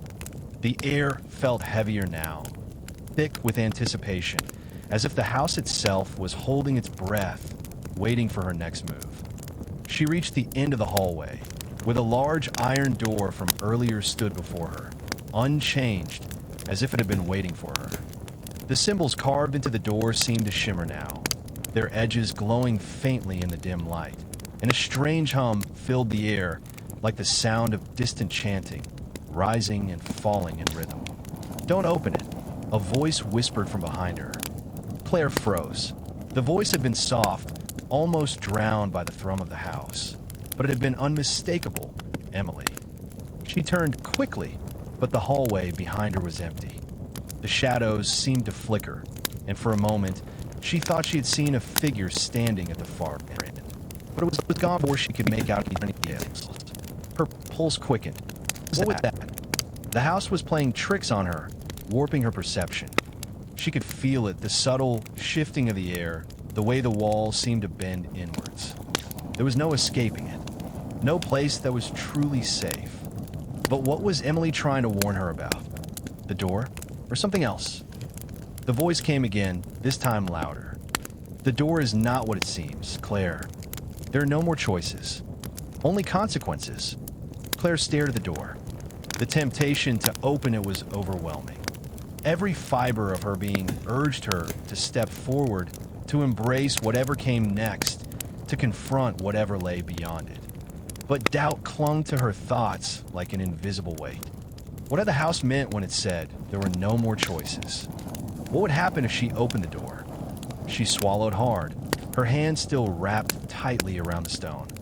The power inside her flared again, sending a jolt of warmth through her body. The stone had granted her something, but what? Was it enough to break free? Or was it only a trick, a tool designed to pull her deeper into the house's grasp? Without another word, Claire reached for the door handle. It was cold beneath her fingertips, colder than anything she had felt in the house before. The metal seemed to hum with an eerie energy as she turned the handle, pushing the door open with a creak that echoed like a death knell through the silence. Beyond the door lay a vast, empty room. The air in the room was thick and musty, and it was barely illuminated by the faint glow of a single candle sitting on a pedestal in the center of the room. The walls were covered in more tapestries, dark, cryptic images, just like the ones Claire had seen before, but these were different. These were not just faces. These were scenes. There were scenes of people, loved ones, strangers, sitting at tables, sleeping, crying, laughing. But each scene seemed wrong. Each one was a snapshot of something that wasn't quite real, something that twisted the people inside the images, making them seem as if they were trapped in time, frozen in a moment of suffering or anguish. Claire's heart pounded as she stepped further into the room, her eyes scanning the bizarre, distorted portraits. The faces of people she didn't know. The faces of people who should not be here. Suddenly, something caught her eye, a figure standing in the far corner of the room, partially obscured in shadow. The figure was tall, its features hidden in the gloom, but there was something unnerving about its presence. Claire's breath hitched in her throat as it stepped forward, revealing a face that was eerily familiar. It was her own. The figure smiled at her, a twisted, unnatural grin stretching across its face. Claire took a step back, her breath quickening as panic clawed at her chest. Her reflection, no, this was not just a reflection, was not the Claire she knew. The figure in front of her was distorted, its features stretched unnaturally, and the eyes were too wide, too knowing. "Who are you?" Claire gasped, her voice shaky. The figure didn't speak. Instead, it reached up and touched the stone she still clutched in her hand. The room seemed to darken, the flickering candlelight casting long, strange shadows that twisted and writhed across the walls. The temperature in the room dropped, and Claire could see her breath as if she were standing in the dead of winter. "I am you." The figure's voice was a distorted echo of her own, warped by something dark and ancient. "What you have chosen, I will become. What you have sacrificed, I will inherit." Claire felt a jolt of recognition, a horrible realization clawing at her mind. This figure, this thing, was not just a twisted version of her. It was a consequence of a choice she had made. You've taken the power of the stone, but you've also invited something to take its place. The figure's voice hissed, its grin widening. "I'm the price of your escape. I will follow you, haunt you, until the game is finished." Claire stumbled back, her body trembling, her mind reeling with the implications of what the figure had said. Had she unknowingly bound herself to this creature, to her own shadow, by taking the stone? The figure stepped closer, its dark eyes locking onto hers. "You'll never truly escape. I am part of you now, Claire. The house's game has just begun." Claire stumbled back, her heart pounding wildly in her chest. The figure, the twisted version of herself, moved with an unsettling grace, its limbs too long, its movements too deliberate. Every step it took felt like a violation of the air around her, like the very room itself was bending under its presence. She tried to breathe, but the air was thick, heavy with a cold that seeped deep into her bones. The stone in her hand pulsed once again, its warmth now a burning reminder of her mistake, of the price she had paid. I didn't choose this," Claire whispered, her voice trembling as she took another step back. "I didn't mean for this to happen." The figure's grin stretched wider, impossibly wide, and its eyes gleamed with an almost predatory hunger. It was her face, her features, but they were twisted, distorted by something ancient and unfathomable. It was as if the house itself had stolen her very essence, pulling her into its web of torment. Did you think there was an easy way out? The shadowed version of herself crooned, its voice echoing like 1,000 whispers laced with malice. You played the game, Claire. You've accepted the house's power. Now, you'll bear the consequences. Claire's legs felt weak, and she could barely stay on her feet. The room seemed to close in around her, the walls warping, the distorted faces from the tapestries now staring at her, as if they were waiting for her next move, waiting for her to falter. I don't have time for this, she whispered fiercely to herself, shaking her head, trying to clear the panic clouding her thoughts. I'm getting out. I'll find a way. I'll fight. But the creature, the shadow of herself, was already in front of her, its fingers brushing against her cheek. The touch was cold, like ice, and Claire recoiled as a wave of dizziness washed over her. The stone in her hand burned hotter, almost too hot to hold. You can't escape what's already inside you, the figure said, its voice low and taunting. You've invited me in. You've opened the door to something darker. There is no leaving now, Claire, only serving the game. The weight of his words hit her like a physical blow, and for a moment, Claire felt her resolve crack. She had chosen. She had taken the stone, and in doing so, she had bound herself to the house's twisted will. There was no undoing that. She had known there would be a cost, but this was something she hadn't expected. This thing, it was her, but it wasn't. It was the dark reflection, the consequence of her choice. Her knees buckled, and she collapsed onto the cold stone floor. Her breath came in ragged gasps as the creature knelt in front of her, its eyes gleaming with twisted satisfaction. You were foolish to think you could outrun your fate, the shadow whispered, its voice soft but cutting through her like a blade. The game is not over, Claire. It is only just beginning, and you will play, whether you like it or not. Claire closed her eyes tightly, fighting back the panic threatening to consume her. She had to fight. She had to find a way to turn this around. There had to be a way out. There always was. She couldn't let this thing control her. The figure reached out and touched the stone again, its fingers brushing against Claire's palm. For a moment, Claire felt an overwhelming surge of coldness, of loss, like the stone was draining her, pulling something from her that she couldn't name. And then, suddenly, the weight lifted. The figure recoiled, a look of confusion flashing across its twisted face. Claire's eyes snapped open, and for a split second, she saw a flicker of something else in the shadows, a door. Not the iron one she had just opened, but a new one, faintly glowing, hidden within the depths of the room. A chance. Without thinking, Claire pushed herself to her feet. Her legs wobbled, but the fire in her chest, the fierce, stubborn desire to survive, burned stronger than ever. She had made her choice. She had paid the price. But that didn't mean she was out of options yet. The house was trying to break her, to crush her will, but Claire was stronger than it thought. With a final glance at the twisted reflection of herself, Claire bolted toward the door. Her heart was in her throat, her breath shallow, but she couldn't stop now. She couldn't give in. The shadow shrieked behind her, its voice twisted and inhuman as it reached out, but Claire didn't look back.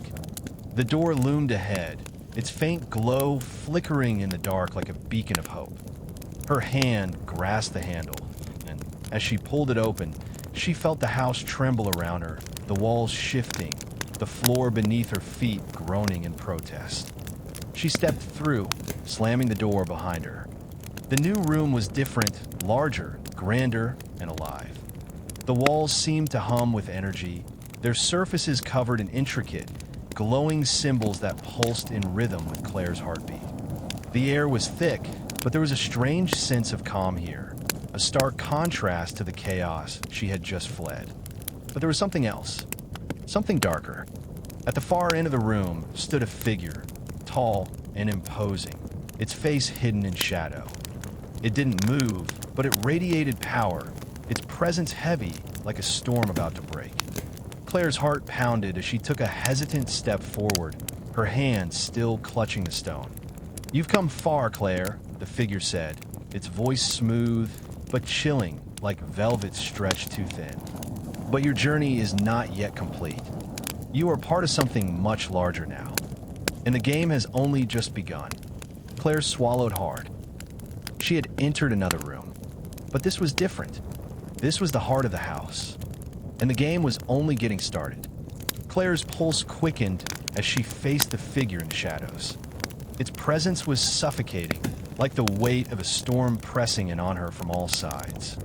The air was thick with the scent of damp earth and decay, and though the room seemed vast, it felt like she was standing in the very center of the universe, trapped, suspended, with no way out. "You've come far, Claire," the voice came again, smooth and deliberate. The figure moved, stepping forward, revealing the sharp, angular silhouette of its form. It wore a dark cloak, its face still hidden, but Claire could feel its eyes on her, piercing through the darkness. The stone in her hand pulsed with energy, almost as if it were alive, a living extension of the house's will. She could feel it pulling at her, as if it had become a part of her, and yet, in the back of her mind, a warning echoed. Something about this room, this presence, was different. It wasn't just the house anymore. There was something more ancient here, something older. What? What is this place?" Claire asked, her voice barely a whisper, as if speaking too loudly might shatter the fragile silence around her. "Who are you?" The figure's laughter was low and haunting, echoing through the room like a whisper in a dream. It was deep, reverberating with an unsettling resonance that felt like it came from the very walls themselves. "I'm not who you think," the figure said, and for the first time, it took another step forward, pulling back the hood of its cloak. The face that emerged was not just human. It was something older, something other. Its features were elongated, twisted with an unnatural beauty, and its eyes shimmered with a cold, distant light. "I'm the keeper of the game, the one who watches, the one who chooses. I am a house's heart." Claire's throat tightened. The figure's words sunk deep into her, and she realized this was not just another player, not another shadow. This was the thing that had been orchestrating everything, pulling the strings of the house, weaving the twisted labyrinth that had ensnared her and countless others before her. "You're the one behind all of this," Claire whispered, her voice trembling. "The one who made the rules, the one who controls everything." The figure nodded, its expression unreadable, its eyes narrowing slightly. "The rules are simple, Claire. The house only offers one choice: to play. And you've been playing since the moment you stepped inside. You chose to accept its power, and now you must finish what you started." Claire's breath hitched. Her mind raced, but there was no way to avoid it now. She had already taken the stone. She had already made her choice. But there's something else, something more, something that didn't add up. "You said the game wasn't over," she said, taking a step forward, defiance creeping back in her voice.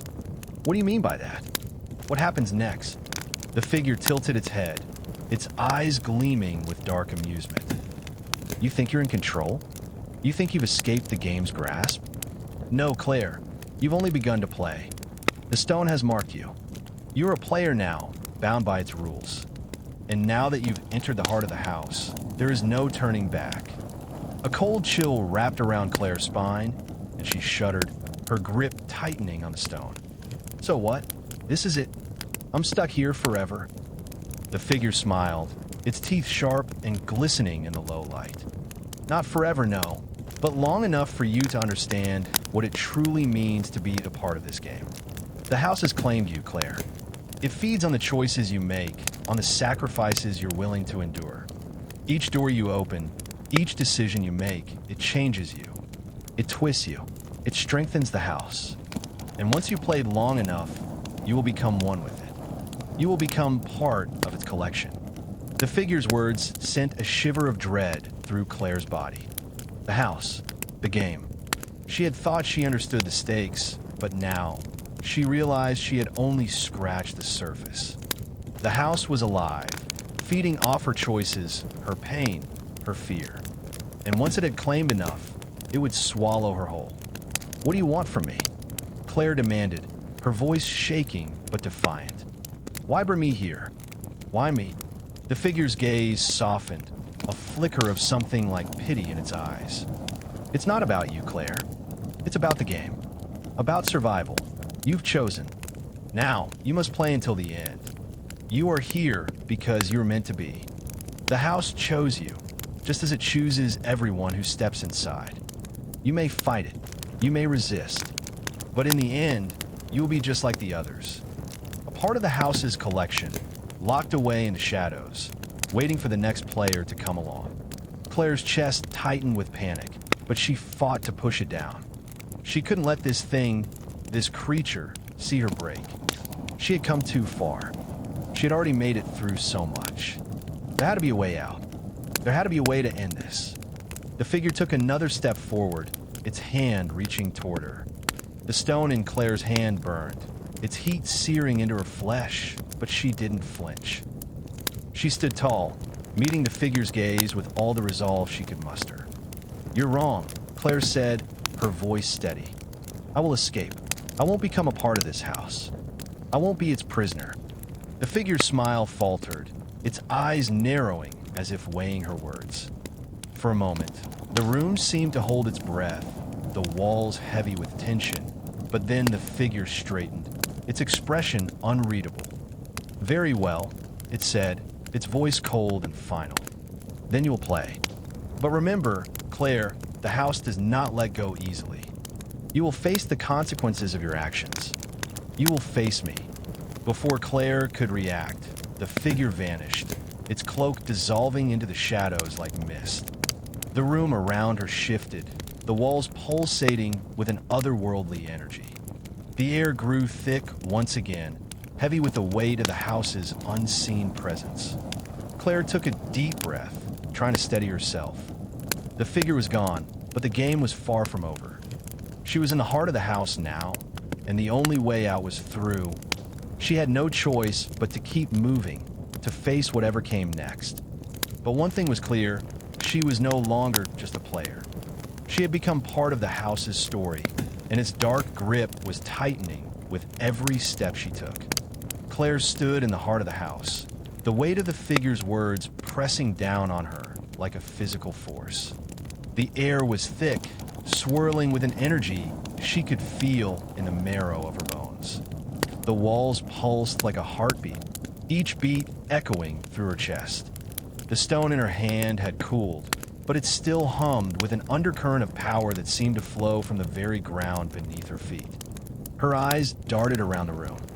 The walls, once smooth and solid, now appeared to be shifting, the patterns and symbols glowing faintly in the darkness. They weren't just decorations. They were alive, moving, changing, as if the house itself were watching her, judging her. She took a step forward, her foot falling heavy on the stone floor, each movement slow and deliberate. The house was alive. It was pulling at her, feeding off her every action, her every decision. She had made it this far. She had endured the twisted games, the mind-bending choices, but now she had to face the ultimate test. The house had said she would become part of it, that it would claim her, but Claire refused to believe it. She refused to become another lost soul, another face on the walls, another player trapped in the endless cycle. She could still find a way out. She had to. A distant sound broke her thoughts. A soft whisper, barely audible but unmistakable. It was the voice of Emily. No, not again. Claire stiffened, her eyes scanning the room. The air around her seemed to shimmer, like a mirage, the shadows deepening, the symbols glowing brighter. Claire! The voice was louder now, a broken whisper that seemed to come from all directions at once.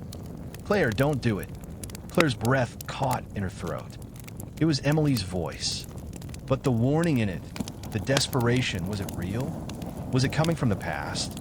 Or was the house manipulating her once again? She took another step, ignoring the voice, even as it echoed louder in her mind.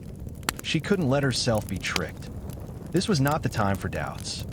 Then, another voice joined the first, cutting through the thick silence. A deeper, colder voice. It was the figure, the one who had revealed itself as the heart of the house. "Do you hear it, Claire?" The voice was low and measured, sending a chill through her body. "The house speaks to you now. It offers you the choice. What will you do with it?" The ground beneath her seemed to tremble, and the walls warped, twisting like liquid. The choice? Claire could barely think over the rising clamor in her mind, the swirl of voices, Emily's pleading, the figure's cold certainty.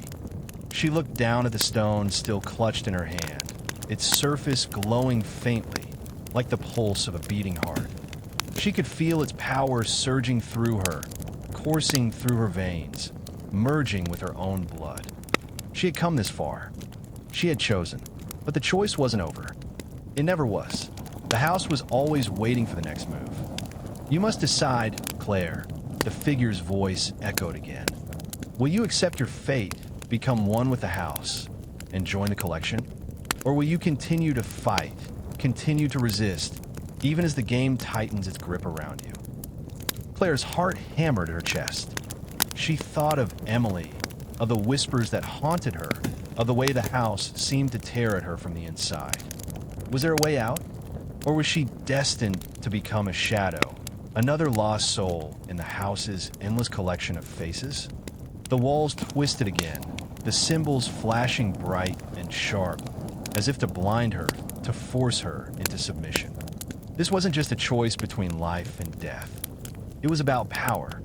The house didn't just want her to leave, it wanted to consume her, to bind her to it forever.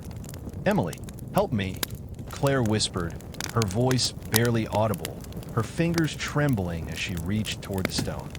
And then, a flash, a sudden, sharp clarity. The symbols on the walls stopped shifting. The whispering stopped.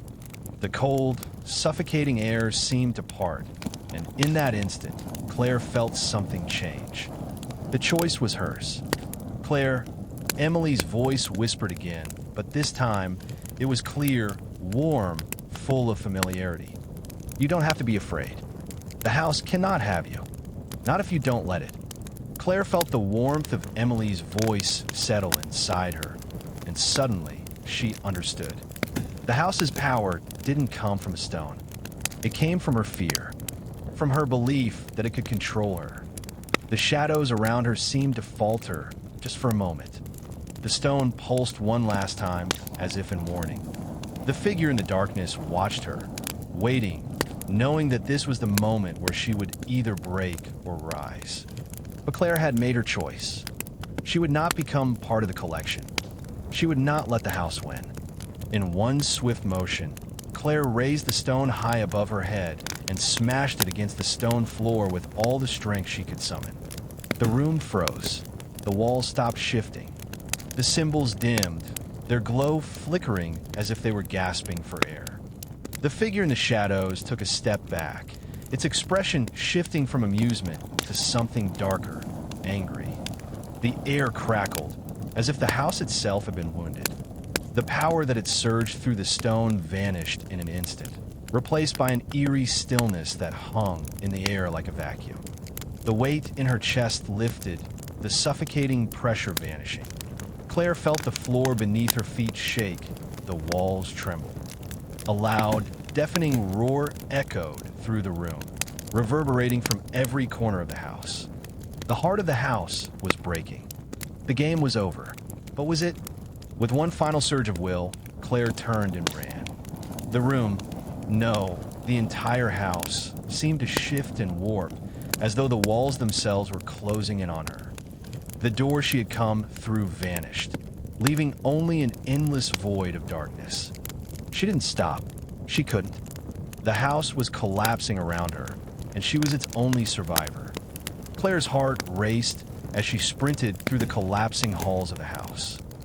The walls groaned, the ceilings cracked and splintered above her like the bones of a dying creature. The house was falling apart, but it wasn't letting go easily. Its pulse, the heartbeat of the stone, the eerie hum beneath her feet, was still there, thrumming with a dark, vengeful rhythm. She pushed herself harder, her legs burning, her breath ragged as she tried to make sense of the disorienting maze of corridors. The house was twisting, reshaping itself, as if angry at being defied. Every turn she took led to another dead end, another hallway that seemed to extend farther than it should. The floor beneath her feet buckled, and she stumbled, catching herself just before she fell. The light was dimming around her, the shadows creeping in like an army of darkness. She had to find an exit. She couldn't stop. She couldn't let the house swallow her again. Then, through the flickering haze of shadows, she saw it. A door. A simple wooden door, cracked and weathered, standing at the end of a narrow hallway. The air around it shimmered, almost like a mirage, but Claire didn't hesitate. She ran toward it, ignoring the clamor of voices that had begun again, calling her name, whispering her doubts. The house was speaking to her again, trying to pull her back, trying to make her question everything she had just fought for. But Claire had already made her decision. There was no going back. The house had shown her what it was capable of, what wanted. It wanted to consume her, but she wasn't going to let it. Her hand gripped the doorknob. She twisted it, pushing the door open with all her remaining strength. For a moment, everything stopped. The house stilled.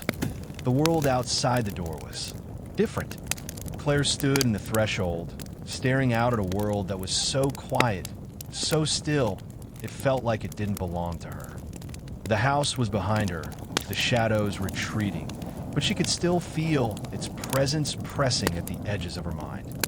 Its power still lingered, clinging to her like a second skin, whispering to her that it was never truly gone, never truly defeated. But the door was open, and the world outside was real. The air tasted fresh, so fresh.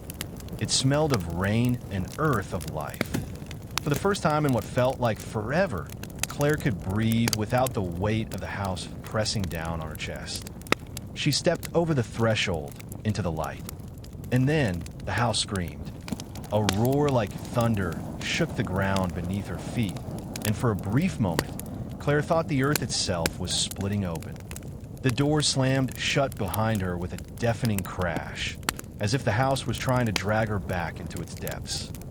Claire's heart hammered in her chest as she spun around, her eyes wild, her breath coming in shallow gasps. But there was nothing. No house, no walls, no shadowy figure watching from the dark. Only an empty field stretching out before her, bathed in the pale light of dawn. She collapsed to her knees, the weight of everything crashing down on her. The game was over. She had escaped. She had survived. But a deep unease settled in her stomach, twisting like a knot. She could still feel the echoes of the house inside her.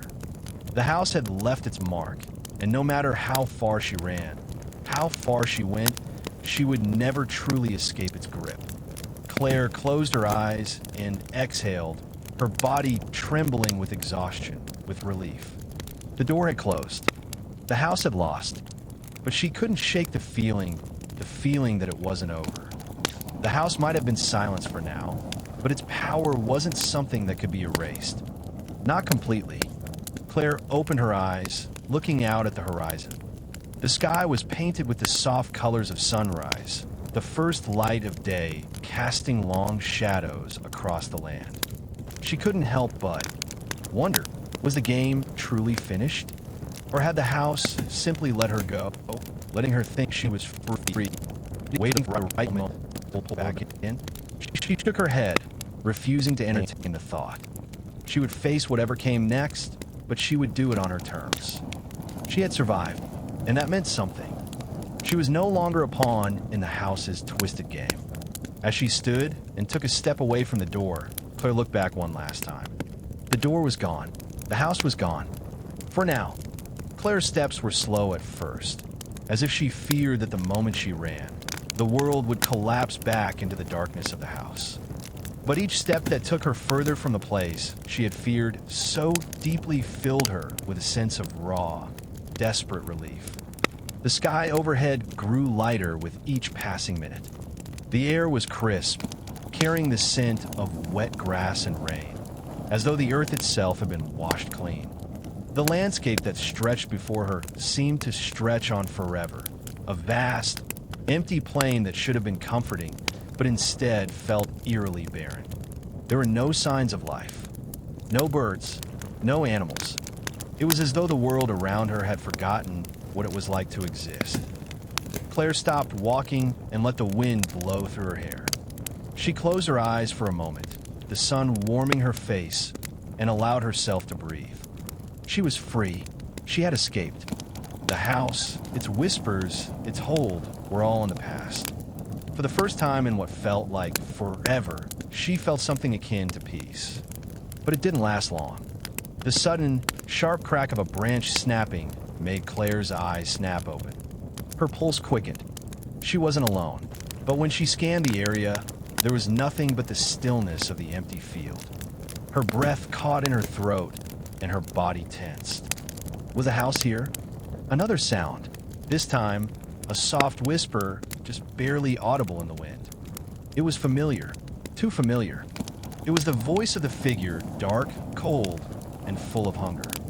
You thought you could escape. Claire froze, her heart hammering in her chest. She turned around sharply, her eyes darting across the empty space behind her. The ground beneath her feet felt unsteady, as though it, too, was unsettled by the voice. But there was no one there. No shadow, no form. She couldn't escape it. Not yet. You will never be free, the voice continued, its echo lingering in the wind. You carry the house with you now. You are marked, and the game has only just begun. Claire's knees nearly buckled beneath her. Her chest tightened with panic, and she stumbled backward. The house, it wasn't over. She had thought that breaking the stone would end it. She had thought that stepping through the door would erase the past. But the truth was gnawing at her now. She hadn't escaped. She had only outrun it for a while. Her hand trembled as it reached for her pocket, where she had hidden the remnants of the broken stone. She pulled it out, staring at the jagged shards in her palm. They had been shattered in the house's heart, but they were still alive, still connected to her, just like the house was. The pieces pulsed faintly in her hand, radiating a low, eerie warmth. It was almost as if the house was whispering to her through the shards, urging her to listen. The ground beneath her feet cracked. A deep, rumbling tremor ran through the earth, like the land itself was reacting to the broken stone. Claire's heart pounded, and she stumbled backward again. The tremor grew stronger, almost violent. The field around her seemed to ripple, the world warping and shifting. Was it the house? Was it drawing her back? The sky above darkened. The pale blue turned to a sickly gray, and the wind picked up again, howling around her like a lost soul. Claire's breath came faster, her skin prickling as she glanced frantically around, trying to find some sign of escape. But then it appeared. In the distance, on the edge of the field, she saw it. A dark shape, impossible to discern clearly at first. It was a silhouette against the darkened horizon, slowly growing larger as it moved toward her. The house, it was coming. Not physically, not in the way she had known it, but its presence was undeniable. Claire's chest tightened. She couldn't outrun it again. She couldn't keep running from the game. No matter how far she went, it would always find her. There is no escape, Claire, the voice whispered again, louder now, as if it were right behind her. You belong to the house. A figure emerged from the dark shape, tall, imposing, and impossibly familiar. The figure in the shadows from the heart of the house, the one who had spoken to her in the darkness, stepped forward. But this time, its form was different. Its face was no longer hidden beneath a cloak. It was her. Claire blinked, stepping back in disbelief. The figure was her own reflection, her own face, twisted and wrong, with hollow eyes and a cruel, unnerving smile. No, Claire gasped. No, this isn't real. This isn't real. The figure stepped closer, its eyes glinting with an unholy light. Isn't it, Claire? It is as real as you make it. The house has left its mark on you. You can't escape it. You're the game now. You will always be the game. And when the time comes, you'll choose again. Claire's breath caught in her throat, a cold wave of fear crashing over her. The house was not just a place. It was not just some ancient structure built on dark power. It was inside her. It had always been inside her. She had been playing since the moment she stepped through that cursed door, and the moment she thought she had escaped, it followed. The figure, her doppelganger, laughed softly, the sound chilling. The house is patient. It waits for those like you. And in the end, it will consume you, Claire. Every choice, every step, every decision you make, it will shape the game. And when the time comes, you'll return. Just like the others. Claire's hands clenched around the broken stone, her mind racing, but there was no clear path ahead. No way out. She had left the house, but it hadn't left her. She had escaped only to realize that the game was something that would never truly end. As the figure smiled wider, its hollow eyes locked onto hers, and Claire understood. The house didn't need walls or doors to trap her. It had trapped her inside her own mind, in the choices she would always be forced to make. The game had just begun. Claire's heart thundered in her chest as the doppelganger's laugh echoed in the growing storm. The dark figure, her twisted reflection, stepped closer, the unsettling smile never leaving its face. She could feel the weight of its presence pressing in from all sides, suffocating her, like a noose tightening around her throat. The world around her seemed to shrink, the endless field warping into a narrow, claustrophobic corridor. The voice of the figure was like cold iron, sharp and unforgiving. You think you can run, but the house is inside you now. It waits, Claire. It waits until you make the next choice. And when you do, you'll return. You can never truly escape it. No, Claire whispered, her voice trembling. No, you're wrong. I left. You think the door was the end of it. The figure interrupted, its voice growing colder, deeper. The door was only a beginning. The house is not a place. It is not bound by walls or time. It's a part of you now. In every choice, in every decision, it whispers. You belong to it. It belongs to you. And one day, it will call you back. The words sent a chill deep into Claire's bones. She shook her head, trying to push the panic out of her chest. I can fight this. I can resist it. I won't let it take me. The figure's smile deepened, a cruel, knowing glint in its hollow eyes. You've already fought, Claire, and the house still waits. In every whisper, in every fear, it is waiting for the moment when you'll finally give in, when you'll make the choice. Claire's fingers curled around the jagged stone shards in her hand, the remnants of the broken stone still warm to the touch. The fragments pulsed faintly, as if alive, almost as though they were calling out to her, urging her to make a decision. The weight of the choice pressed against her, suffocating. She knew now, the house didn't need to physically trap her.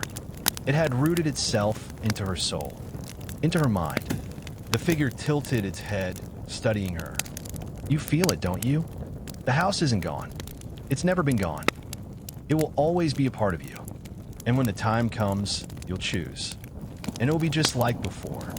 No, Claire said, her voice hoarse with desperation. I'll never choose it again.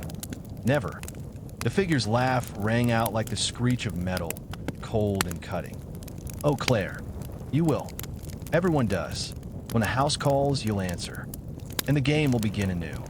Before Claire could respond, the world around her seemed to shudder. The field, the sky, the air, all seemed to ripple, as though reality itself was starting to unravel. The dark shape in the distance grew closer, its shadow swallowing the space around her. The ground trembled beneath her feet as if the earth itself was shifting, giving way to the dark forces of the house. And then it came, the familiar presence. The unmistakable whispering voices, rising louder in her ears, voices from the house, voices she thought she had escaped. The whispers were insistent, all calling her name, urging her to listen, to come back. Come back to us, Claire. The game is not over. You belong here. You always have. The noise was deafening now, a cacophony of voices pulling at her, digging in her mind, clawing at her sanity. The stone in her hand grew hotter, almost searing, and the fragments began to pulse violently, as though something in them was awakening. Claire staggered back, her heart racing as she fought to keep her mind clear, but it was no use. The walls of the world around her were closing in again, folding in on her. The sky darkened as the ground cracked open beneath her, a great chasm of shadows threatening to swallow her whole. "No," Claire shouted, shaking her head violently. "I won't go back. I won't." But the voice, the figure, remained calm. "You will, Claire. You already have." And in that moment, Claire realized the horrible truth. She hadn't truly escaped. Not at all. The house had never left her. It had merely been waiting for the right moment, waiting for the crack in her resolve, the moment of fear or doubt. And now it was here. It had come back. The earth beneath her feet shifted again, and before she could react, the ground crumbled away entirely. She fell into the darkness, the wind whipping around her, the whispers clawing at her ears. It felt like falling forever, and just as the shadows began to consume her, the world went black. When Claire opened her eyes again, she was no longer in the field, no longer in the empty world outside the house. She was back. The walls of the house surrounded her, the same familiar oppressive atmosphere, the same shifting symbols on the walls, glowing faintly. The air was thick with that strange, suffocating energy. It felt like a dream, no, a nightmare. She was back inside the house, just like she had been before. The same hallway stretched before her, the same door at the far end, the same darkness beyond it. She stumbled to her feet, her heart racing in her chest. No, her voice cracked. This can't be happening. But the house was already calling to her, its whispers rising again, louder this time, more insistent. The stone shards in her hand thrummed with dark energy, like a heartbeat that matched her own. The game had begun again. The walls seemed to close in on her, the shadows gathering around her like an inescapable net. And standing at the far end of the hallway, the figure, a familiar figure, but with eyes now filled with malice and hunger, waited for her. "It's time to play again, Claire," it said, its voice cold and knowing. And this time, there's no escape. Claire's breath was ragged as she stood frozen in the center of the familiar hallway. The stone fragments in her hand felt like fire, searing her skin with their pulsating heat. The house was back, and this time there was no escape. No door, no window to crawl through. Only darkness, waiting. Her mind was reeling. She had fought so hard. She had escaped. She had thought the house was a thing of the past, a nightmare to be buried. But standing here now, in the heart of this oppressive place, she understood the terrible truth. The house didn't let go. It couldn't let go. It was part of her now. It had always been. The figure at the end of the hallway took a step forward. Claire's eyes locked onto its form, and she felt a cold, creeping dread seep into her veins. It wasn't just the figure anymore, it was her. The figure's face was no longer a stranger's twisted version of her. It was her own reflection, distorted and wrong. The hollow eyes, the twisted smile, it was her own face staring back at her, showing her the path she was trapped on. "Welcome back, Claire," the figure said, its voice smooth and chilling. "Did you really think you could escape the game?" Claire's fists clenched around the jagged stone fragments. The house wasn't just a place. It was a force, a power that had seeped into her mind, into her very soul. It fed on her fear, her confusion, her choices. And no matter how far she ran, it would always pull her back. It wasn't just a game. It was her game. "You're wrong," Claire spat, her voice shaking but defiant. "I didn't choose this. I won't choose it again." The figure tilted its head, its twisted smile widening. "Ah, but you already have. The house is you now, Claire. Every time you made a choice, it was a part of the game. Every fear, every doubt, every desperate hope, it was all part of the plan." Claire's heart pounded in her chest as she tried to comprehend what the figure was saying. She had thought she was free. She had thought she could make her own decisions, break free of the curse. But the figure was right. Every choice she had made had brought her here. And now, in the house, there was only one choice left. Her gaze flickered to the hallway stretching out before her. The door at the far end was still there, but it wasn't the same door she had seen before. This one was different, darker, more menacing. It seemed to pulse with an unnatural energy, drawing her closer with an invisible pull. "You've always had a choice, Claire," the figure continued. "But now the house will decide for you. The door at the end of the hall. You can walk through it. But be careful, because once you cross that threshold, you will be forever bound to the game."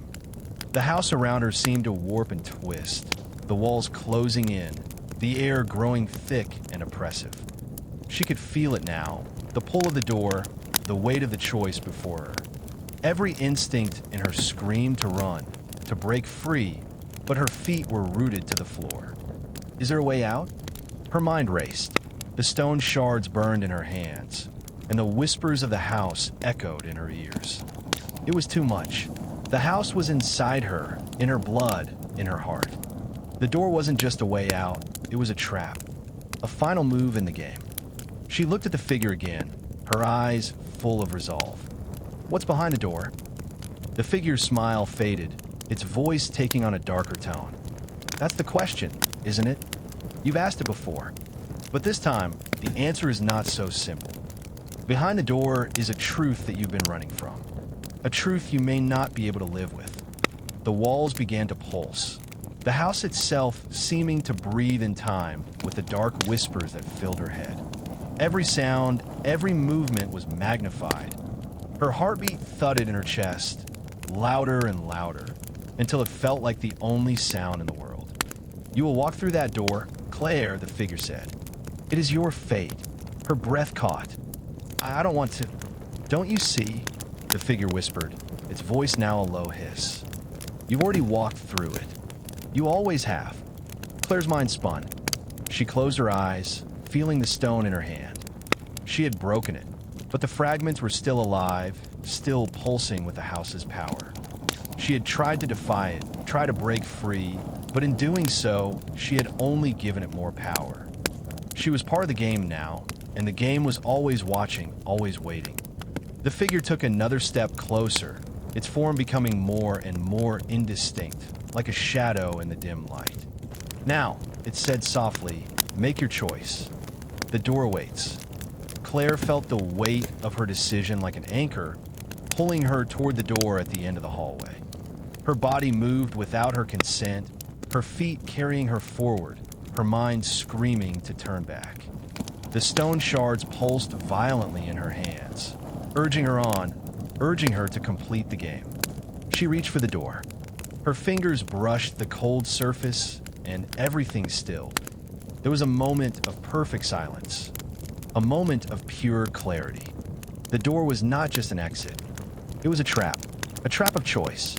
If she walked through it, she would be swallowed by the game, consumed by the house. She could feel it. The house was her creation. Every choice she made had shaped it. Every choice had led her here. And then, in that stillness, she made her decision. She wasn't going to play anymore. She wasn't going to let the house have her. With a fierce determination, Claire turned away from the door. The moment she did, the house trembled violently. The walls shook, and the stone in her hand burned with fury. The figure's voice howled in the distance, echoing off the walls. "You can't escape it, Claire. You will never escape." But Claire didn't look back. She wasn't running. She wasn't escaping. She was breaking the game. Claire's steps were firm now, resolute. She didn't look back. She refused to. The walls of the house trembled as she walked away from the door. The figure's voice echoed in the shadows, growing louder and more desperate with each passing second. You can't defy it, Claire. You can't break the game. The house owns you.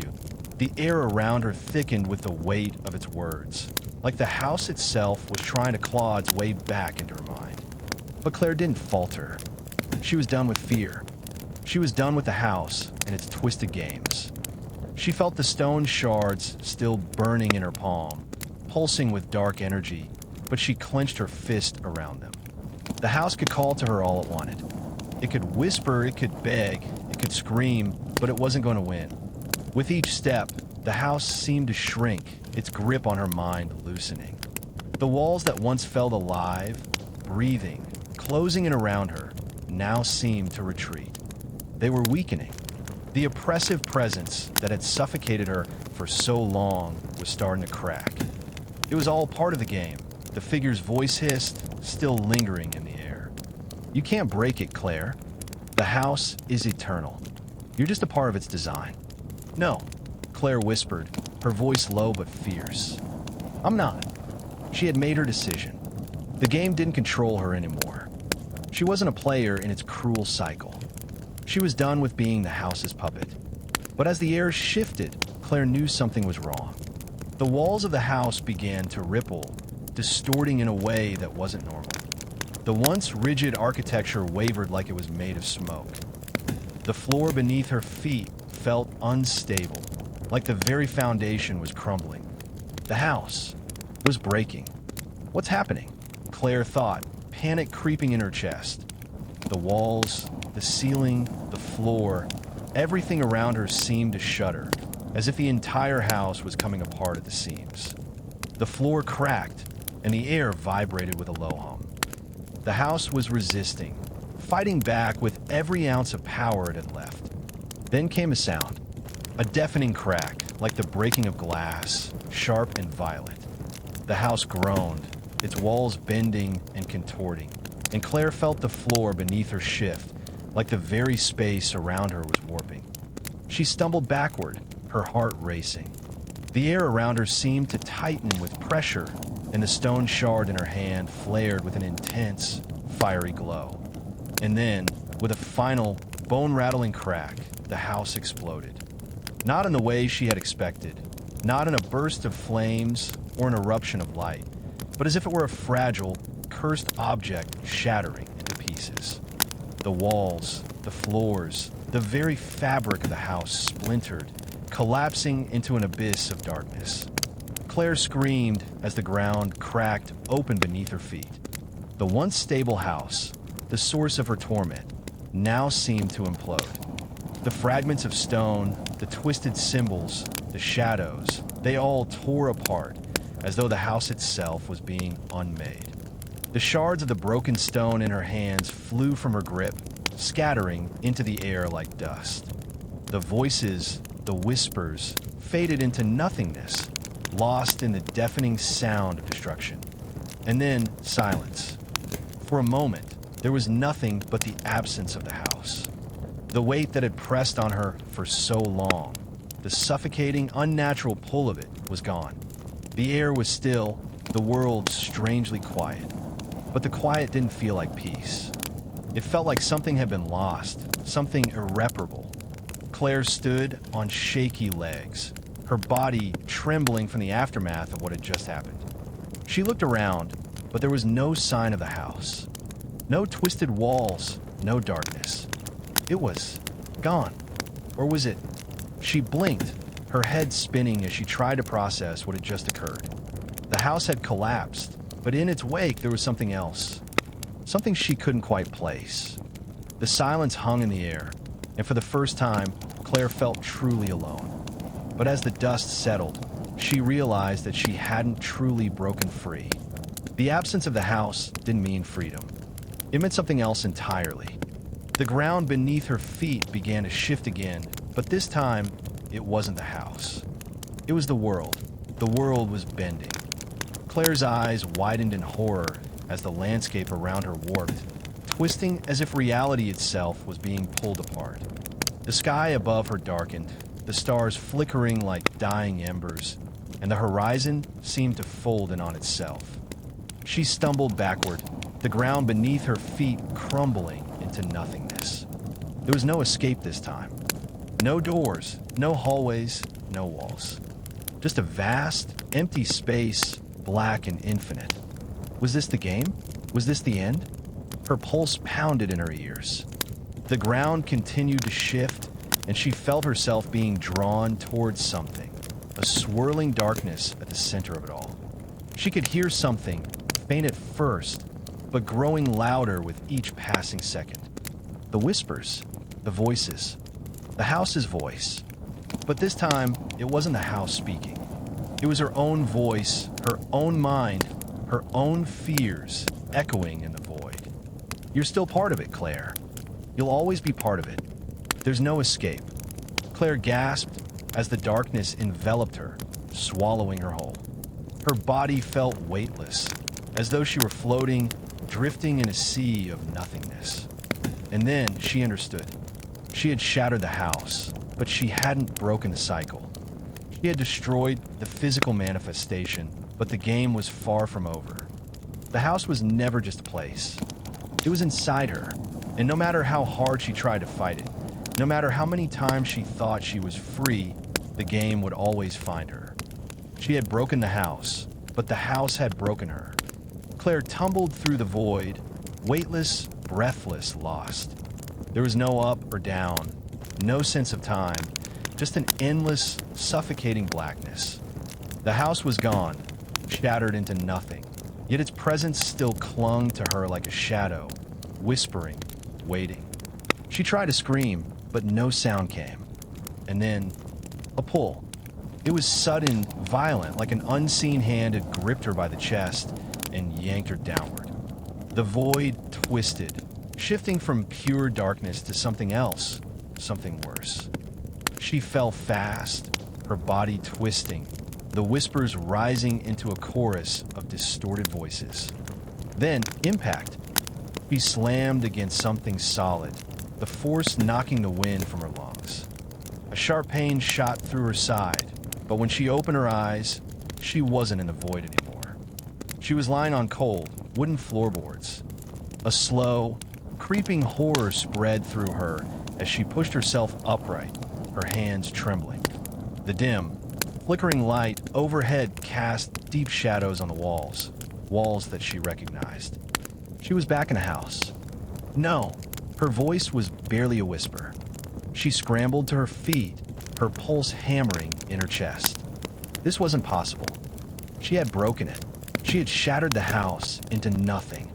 It was gone, but as she turned, her breath hitched in her throat. The house wasn't exactly the same. The hallway stretched impossibly long, much longer than before, twisting in ways that defied logic. The doors on either side were wrong, too, some of them upside down, others too small or warped, as if the house had been reconstructed by something that didn't understand reality. The air smelled of dust and rot, but there was something else beneath it, something burnt. A new game. Claire's hands clenched into fists. "No," she muttered. "I'm not playing anymore." A soft, distant chuckle echoed down the hallway. She spun toward the sound. And there, at the far end of the hall, stood herself.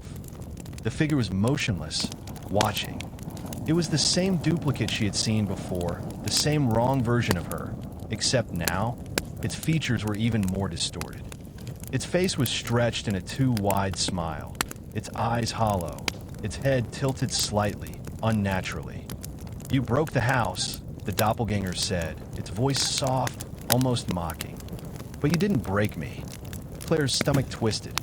"You were never meant to escape." It continued, taking a slow, deliberate step forward. "You can destroy the house, burn it, break it apart, but as long as you exist, the game exists." Claire took a step back, her breath shallow. "No," she whispered. "That's not true." Her double tilted its head farther, almost unnaturally so. "Then why are you here?" Claire opened her mouth, but no words came. The figure took another step forward. "You think you've been fighting the house, but the truth is..." It reached up and placed a hand over its chest. You've been fighting yourself. Claire staggered back. The truth clawed at her, seeping into the cracks of her mind. It made sense in the worst possible way. The house had never trapped her. It had never been some external force, some outside entity. It had been her. Her fears, her choices, her creation.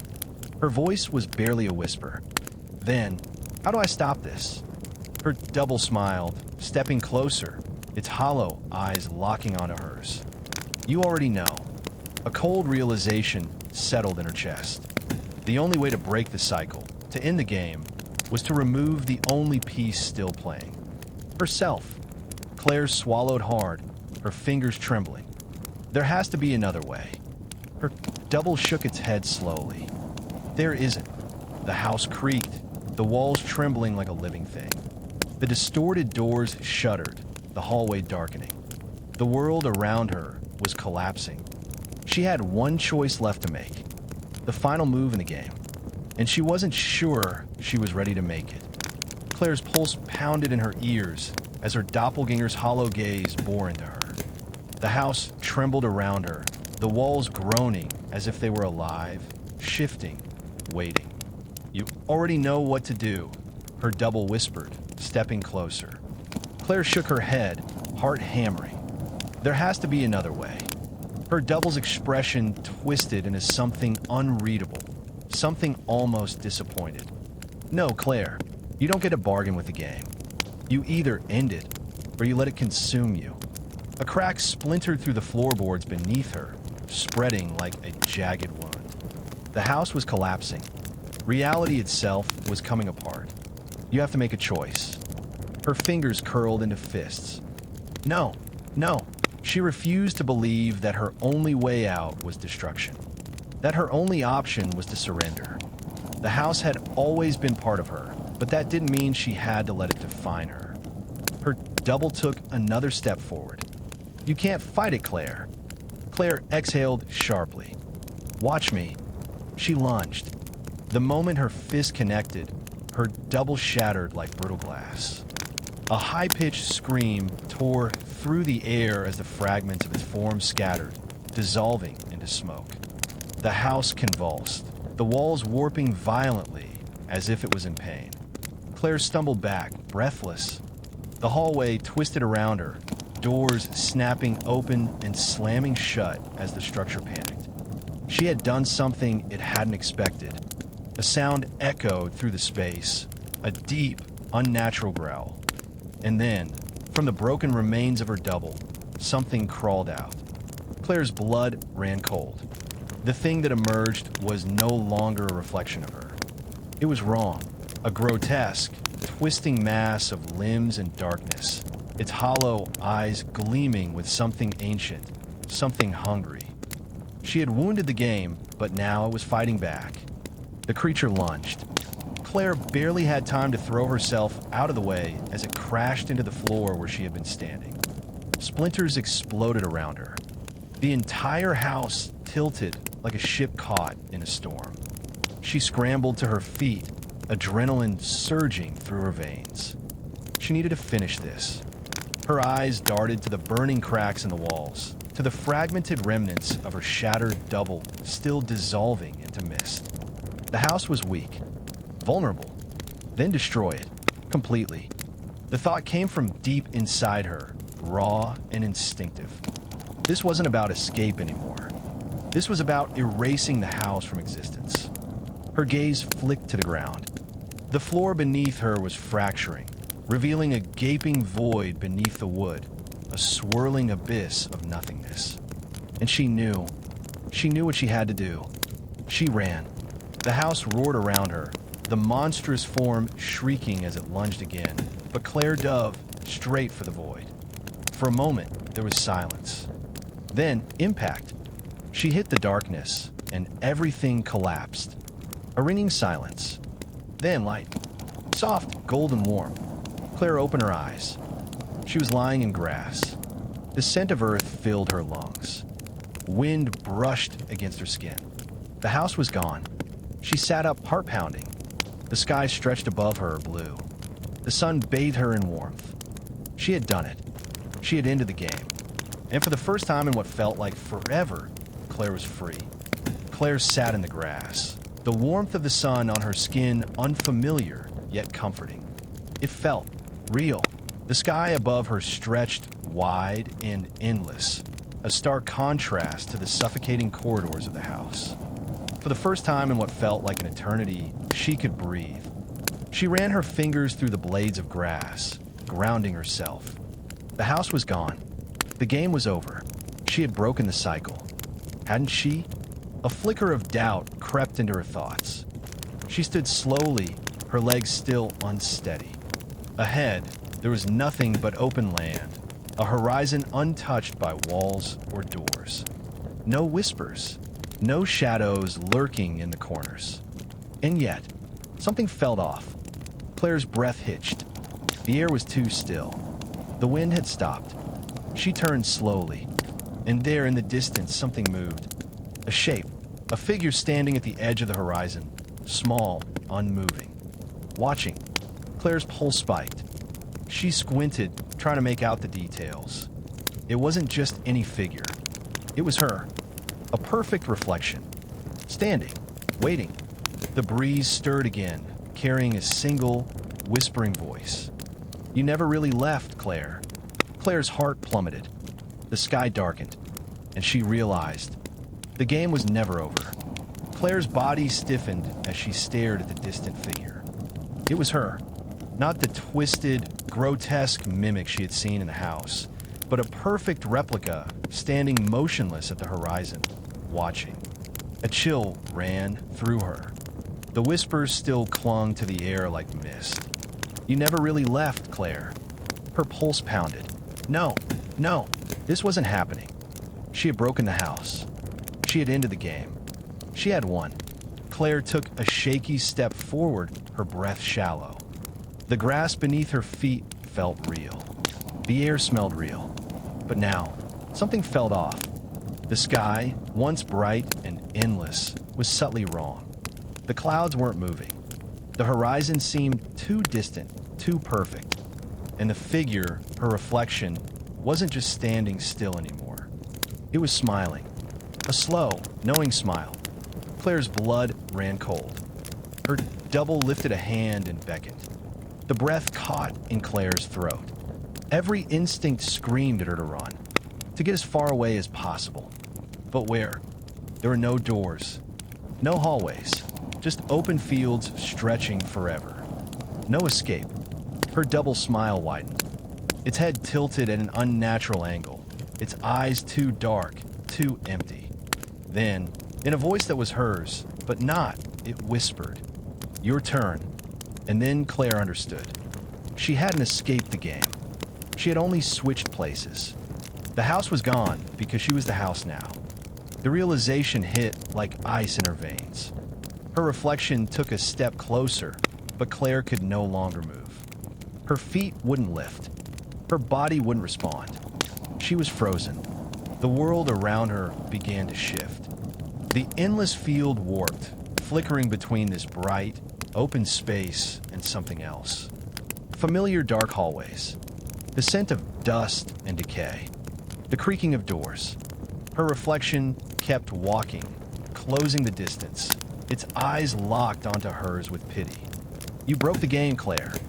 But something always has to take its place." Claire's breath came in sharp gasps. No. She struggled, but her limbs wouldn't obey. The house was swallowing her, remaking her. The whispers returned, a chorus of familiar voices. The game never ends. And as her reflection reached out, pressing an icy hand to her chest, Claire fell, plunged into darkness. And somewhere, in another place, a new house opened its doors, waiting for its next player. The house sat at the end of Black Hollow Road, just beyond the rusted iron gates that had long since fused with creeping ivy. It had been abandoned for decades, or so they said. No one ever saw people come or go. No cars in the driveway. No signs of life. But was always there, waiting. And tonight, someone was coming inside. Riley Langley stood in front of the house, breath clouding in the crisp autumn air. The wind rattled through the bare trees, whispering through the branches like voices just out of reach. "This is a bad idea," Jake muttered beside him, stuffing his hands into his hoodie pocket. He kept shifting his weight from foot to foot like he was ready to bolt. "Then go home," Riley said, smirking. "I'll send you a selfie from inside." "You are such an idiot," Kelsey groaned, rolling her eyes. She pulled her jacket tighter around herself and glared at Riley. "We break into a haunted house, get murdered by a ghost. And for what? Some TikTok clout." Riley shrugged. "You love my bad decisions." "I really don't." She did. "You guys are overthinking it," Riley continued. "It's just an old house. No one's lived here in years. If we get inside, take a few pics, and prove it's all bullshit, maybe people will stop acting like this place is cursed." Jake sighed through his nose. "Or maybe we go missing like everyone else." Silence. Riley forced a laugh. "No one's gone missing, dude. Those are just urban legends." Jake didn't look convinced, but he never did. "Come on," Riley pressed. "Just 5 minutes. We go in, look around, and leave." "Easy." The three of them stood in the cold, staring at the house. Then, the front door creaked open. Riley's breath hitched. They all turned to look at one another. None of them had moved. The door shouldn't have moved. Kelsey took a slow step back. "Nope, nope, that's a sign from the universe." Jake was already shaking his head. "We're not going in there." Riley exhaled, shoving down the sudden unease creeping up his spine.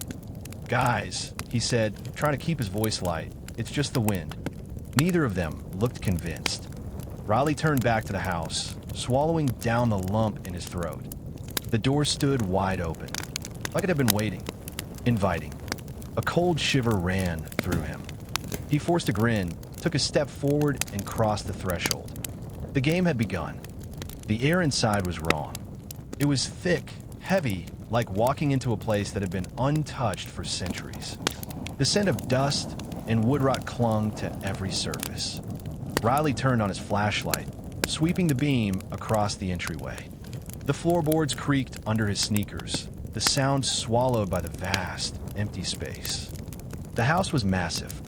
The grand staircase loomed ahead, winding up into the second floor where darkness stretched endlessly.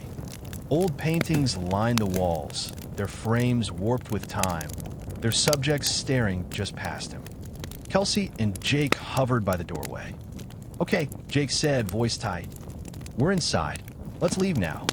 Riley ignored him, stepping further in. His footsteps echoed. The air was still. Then tap. A sound. From his second floor. Kelsey tensed.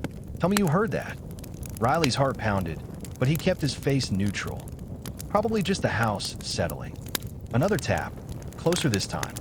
Jake exhaled sharply. "You know what? I changed my mind. This was the worst idea you've ever had." "Relax," Riley said, but his voice came out unsteady. He turned toward the staircase, shining his flashlight up toward the landing. Nothing. Just dust and shadows. Then, a whisper.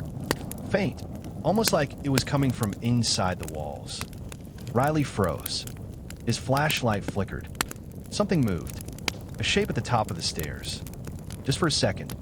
Kelsey grabbed his wrist. "No, we're leaving. Now." Jake was already backing up toward the door. Riley's gut told him to follow. Then the door behind them slammed shut. Kelsey screamed. A deep, creaking groan echoed through the house. And somewhere upstairs, a voice whispered, "Your turn." Riley's blood turned to ice. The house had let them in. And now, it wasn't letting them leave. Jake pounded on the door, his breaths coming fast and ragged. "This isn't funny, man. This isn't a joke." Kelsey was already pulling out her phone, fingers trembling as she tried to turn on the flashlight. The screen glowed weakly for a second, then flickered and died. "No service," she whispered. "My phone just shut off." Riley swallowed hard, turning in a slow circle. The house felt different now.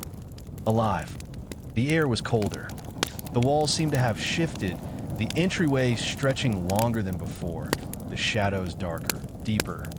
Something was watching. He could feel it. Your turn. The whisper was still there, curling through the space like smoke. Riley took a slow step forward, shining his flashlight toward the grand staircase. The bulb flickered, dimming just enough to cast long, wavering shadows. And that was when he saw it. A set of rules, carved into the wood of the staircase, deep and jagged, like something had clawed them in. Rules of the house. 1. The game begins when the door closes. 2. You have until midnight to finish. 3. Do not listen to the whispers. 4. Do not go upstairs. 5. Do not split up. 6. If you see her, run. Kelsey read them out loud, voice unsteady. I don't like this. I really don't like this. Jake's face was pale. What happens if we break a rule? As if in answer, something scratched against the wall behind him. A slow, deliberate sound. Kelsey spun around, gripping Riley's arm. Okay. We follow the rules. We don't go upstairs. We don't listen to the whispers. We don't. Another sound, this time from above. A single, deliberate footstep. Someone was upstairs. Jake let out a shaky breath. We are so screwed. Riley's mind raced. They had 5 hours until midnight. If the rules were real, if this really was some kind of sick game, then that meant there was a way to win. But first, they had to survive. Another footstep, closer this time. Then, a whisper right behind them. I see you. Riley turned, flashlight shaking, and saw her. A girl standing at the top of the staircase. Pale, still, dressed in tattered white. Her eyes were missing, and she was smiling. Riley's chest tightened. Rule number 6. If you see her, run. Geo, he screamed. They ran. The house laughed. And the game had truly begun. The house lurched as they ran. The floors groaned under their weight, the shadows shifting as if they were alive. Behind them, the girl at the top of the stairs moved. Not walked, moved. A blur of white fabric and hollow darkness where her eyes should be. Riley didn't look back. He couldn't. If you see her, run. It was the only rule they could follow right now. Where do we go? Kelsey's voice was barely holding steady as she sprinted beside him. Jake was already pulling ahead, yanking open the first door he could find, a study lined with dust-covered bookshelves and a massive, looming fireplace. They stumbled inside, slamming the door behind them. The air was thick with dust, the smell of old paper and rot clinging to everything. Jake pressed his back against the door, breathing hard. What the hell was that? What is this place? Riley didn't answer. He was too busy listening. The hallway outside was silent. No footsteps, no whispers. But the silence was wrong. It was the kind that pressed against your skull, heavy and suffocating. The kind that listened back. Kelsey shuddered, rubbing her arms. Okay, we just stay here until midnight, right? That's the rule. We wait it out. Riley hesitated. Midnight. That was the deadline. But something about it didn't sit right with him. If it was that easy, he said slowly, why hasn't anyone else ever made it out? No one answered. A breeze drifted through the room, stirring the dust. The fireplace let out a faint crackle. Kelsey turned toward it, frowning. Did that just light itself? Riley's blood went cold. The fireplace had been empty when they came in. Now, flames flickered weakly against charred logs, casting eerie shadows across the walls. And inside the flames, something was forming. Letters, burning into the wood. A message. Kelsey took a step back, gripping Riley's arm. Tell me I'm hallucinating. Jake swallowed. No, I see it too. Riley exhaled, heart pounding. He forced himself to read the words, the letters twisting in the fire like they were alive. Choose your first move. Hide, run, play. A deep, distant knock echoed through the house. Slow, rhythmic, expectant. Riley's stomach clenched. They had to make a choice. And fast. The knock echoed through the house. 1, 2, 3. Slow, deliberate, waiting. The words in the fire burned brighter. Choose your first move. Hide, run, play. Jake's breath was ragged. What does that mean? Kelsey's fingers dug into Riley's arm. I don't know, but we need to pick now. The air in the room shifted. A pressure settled over them, thick and suffocating, like something was watching. Riley clenched his jaw. They needed a plan. Running? It hadn't worked before. The house had changed around them. There was no guarantee they'd find an exit. Hiding? That might buy them time. But if the house wanted them to choose, would it let them stay hidden? That left the last option. Play. Riley's stomach twisted. It was a game. The house had rules. Maybe, just maybe, playing along was the only way to survive. He exhaled sharply.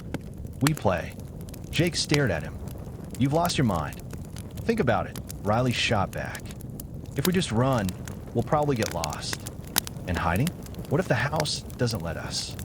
It's making us choose. Kelsey's face was pale, but she nodded. Okay, we play. Jake cursed under his breath. Fine, but if we die, I'm haunting you first. Riley turned back to the fire. The words in the flames shifted. Welcome, players.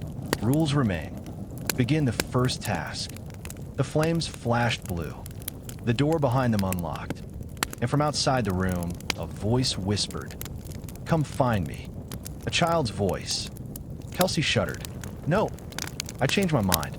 We don't play. We quit. Where's the quit option? Riley's fingers tightened around the flashlight. There was no quitting. The house wouldn't let them. A second knock echoed through the hall. And this time, the door creaked open. Beyond it, the hallway was different. Longer, darker, stretched wrong. And at the end of it, barely visible in the dim glow of the flickering lights, a small figure, standing, waiting. Riley's breath hitched. The game had begun, and they were already playing.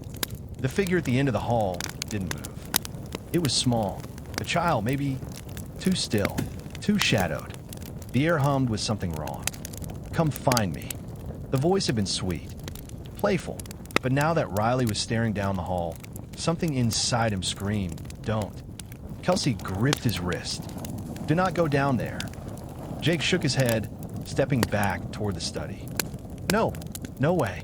We are not playing hide and seek with a freaking ghost child. The air shifted. The door behind them slammed shut. A new whisper curled through the space. You have to play. Riley felt it then, pressure, like unseen hands pressing against his back, urging him forward. This wasn't a choice. The rules had been set. They had to play. Riley exhaled sharply. We don't have a choice. Kelsey's lips parted, her face pale. Jake swallowed. Then we go together. Riley nodded.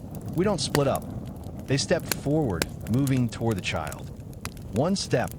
Two. The hall stretched as they walked, the walls seeming taller, the shadows flickering like something moved inside them. The figure remained still. Closer now. Riley's flashlight flickered. The figure was wrong. A girl. Long black hair tangled over her face, small bare feet pressing against the dust-covered wood. Her arms hung loose at her sides. Too long, too thin. Kelsey let out a small, shaky breath. That's not a kid. Riley wasn't sure what she was. They stopped 10 feet away. Silence. Then the girl's head twitched. Not a normal movement. Snapping to the side in a sharp, jerking motion like a broken doll. Jake inhaled sharply. We found you, okay? Game over. The girl's lips curled into a slow, unnatural smile. And then she moved. Not ran, jerked forward. A series of rapid, unnatural movements. Stopping inches from Riley. Cold air rushed past his skin. Her face was too close. Her eyes were stitched shut. Her lips parted, but there were no teeth. Just a dark, endless void. She whispered right into his ear, "Not yet." The lights went out, and the screaming began. The lights went out with a sudden pop, leaving them in complete darkness. For a heartbeat, all that could be heard was the frantic thumping of their hearts. The house itself seemed to be holding its breath. Then whispers. Low, skittering across the walls like insects, too many to count. And the air was cold, impossibly cold. Riley's chest tightened as he fumbled for the flashlight. His hands trembled, but flickered back to life just in time to catch a glimpse of the girl, the thing, standing impossibly close. Her eyes, stitched shut, never opened. Yet her smile grew wider. Kelsey gasped. "Get away from her!" Riley shoved her behind him, his flashlight shaking in his hands. "We need to get out. Now." The floorboards groaned. The walls shifted. The house was moving. The girl tilted her head at an impossible angle, her neck cracking and popping. "She's not real," Jake shouted, his voice cracking. "She can't be." But the whispers grew louder, swirling around them. Voices, soft and sharp.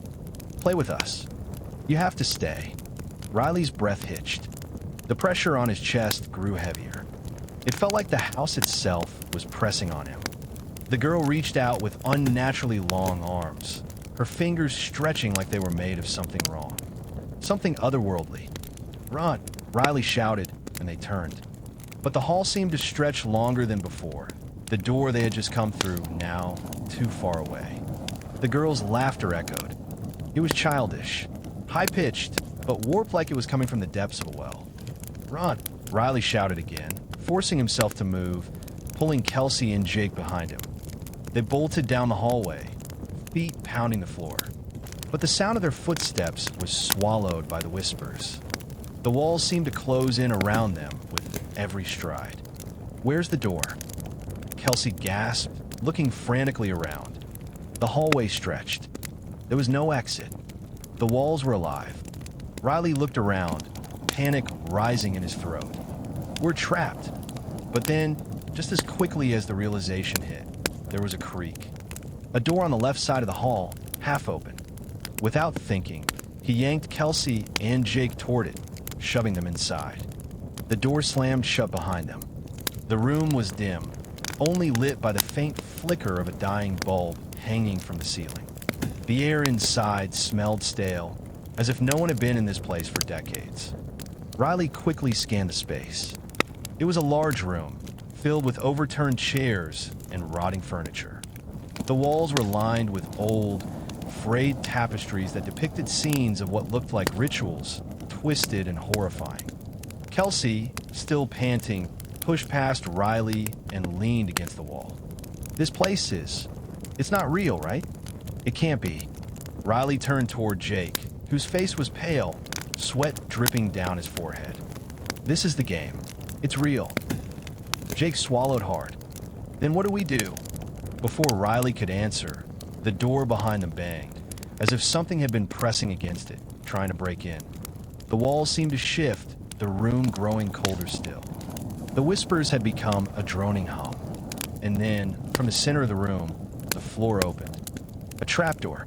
Kelsey flinched, stepping back. "What the hell is that?" Riley's heart raced. "We have no choice. We have to go down." A low, almost sultry voice echoed from the trapdoor. "Choose, players." The trapdoor creaked open wider, revealing a dark, narrow stairwell that descended into a pit of blackness. The whispers rose, louder, and Riley could almost hear them calling his name. But somewhere deep in the silence, another voice, deeper, colder, whispered a command. "The game can only end when you finish it. So finish it." Riley's breath caught in his throat. The weight of the voice hung heavy in the air. But how could they finish a game they didn't understand? The trapdoor was their only choice. Riley hesitated. Every instinct screamed at him to run, to leave this place, to find any way out. But the game was clear. There was no escape. Not unless they finished it. Kelsey's voice broke through the chaos in his mind. "Riley, we have to go. I can't breathe in here." Her face was pale, her body trembling. Her eyes darted between the trapdoor and the door that had come through, as if weighing her options. But she knew, deep down, there was no other choice. Jake stood near the door, his face grim.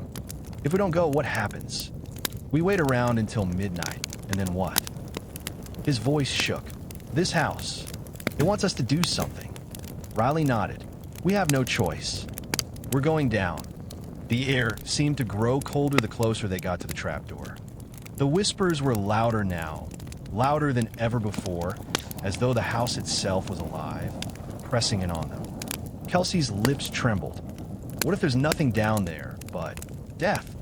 Riley didn't have an answer, but the voice that had spoken in the room was still echoing in his head. The game can only end when you finish it. So finish it. With one last glance at Kelsey and Jake, Riley crouched and placed his hands on the edges of the trapdoor. It creaked in protest, but then the heavy wood shifted, revealing the stairs that led into darkness. Stay close, Riley ordered, trying to steady his own shaking breath. He motioned for Kelsey and Jake to follow. The cold air from below hit them like a slap, icy and thick, as though something down there was waiting. Watching, they began their descent. Each step seemed to drag them deeper into the house's heart, its dark, twisted core. The walls of the stairwell were covered in what looked like rotting carvings, symbols, words, and faces etched deep into the stone. Riley couldn't make out much, but he could feel the weight of the eyes watching them. The whispers pressed against his ears, too faint to make sense of, but their presence was undeniable. With every step down, the air grew thicker, heavier. It felt as though the house itself was breathing beneath them, a slow and suffocating pulse. Kelsey pulled her jacket tighter around her, shivering. This isn't right. This isn't real. It can't be. But Riley could feel it, too. The weight of the house pressing against them, as if it were trying to swallow them whole. At the bottom of the stairs, they found themselves standing in a long, narrow hall, the walls lined with mirrors, each one reflecting nothing but darkness. Riley's flashlight flickered again, casting harsh, distorted reflections across the mirrors. Each image of him and his friends seemed twisted like broken glass. He could feel his heart pounding harder with every second they lingered there. Then a sound. A low, creaking noise from somewhere ahead. Something shifted in the shadows. Riley's grip tightened around the flashlight. When not alone, the hallway stretched ahead of them, an endless expanse of mirrors and darkness. The whispers had become more pronounced now, rising to a frenzied hum, and in the distance, they could hear something else, footsteps. Something was walking toward them. Kelsey stepped closer to Riley, her breath quick. What if we go back? What if we... No, Riley snapped. We finished this. We have to. There's no going back. A figure emerged from the shadows ahead of them. It was a man, tall, thin, and dressed in a tattered suit. His face was pale, almost translucent, as though the flesh was stretched too thin over bone. His eyes were wide and empty, dark pits that seemed to absorb the light. He smiled, a slow and possibly wide smile. And then his voice, cold as ice, scraping against the edges of their minds, whispered, "Welcome to the game. You made it this far, but the real challenge has just begun." The man's smile stretched impossibly wide, too wide for a normal human face. The pale skin on his cheeks seemed to tear at the edges, as if his smile was forced, stretching the flesh thin. Riley's pulse hammered in his ears. He stepped forward, his heart beating harder with each passing second. The flashlight's beam seemed to bend around the figure, as if the light didn't want to touch him. Kelsey backed away, her breath catching in her throat. "Ooh, who is that?" Her voice trembled, barely a whisper. The man's eyes were locked on them. Empty, endless. His gaze never wavered. He didn't speak for a long moment, and the silence between them was suffocating. The whispers in the hall had fallen silent, but the air shifted, thickening with the presence of something darker, something ancient. Then, his voice, low and unnatural, slithered into their minds. "You've made your choice. The game can only end when you finish what you've started." Riley's throat went dry. What does that mean? He barely recognized his own voice, thick with fear. The man's lips parted, and his smile grew even wider, if that was possible.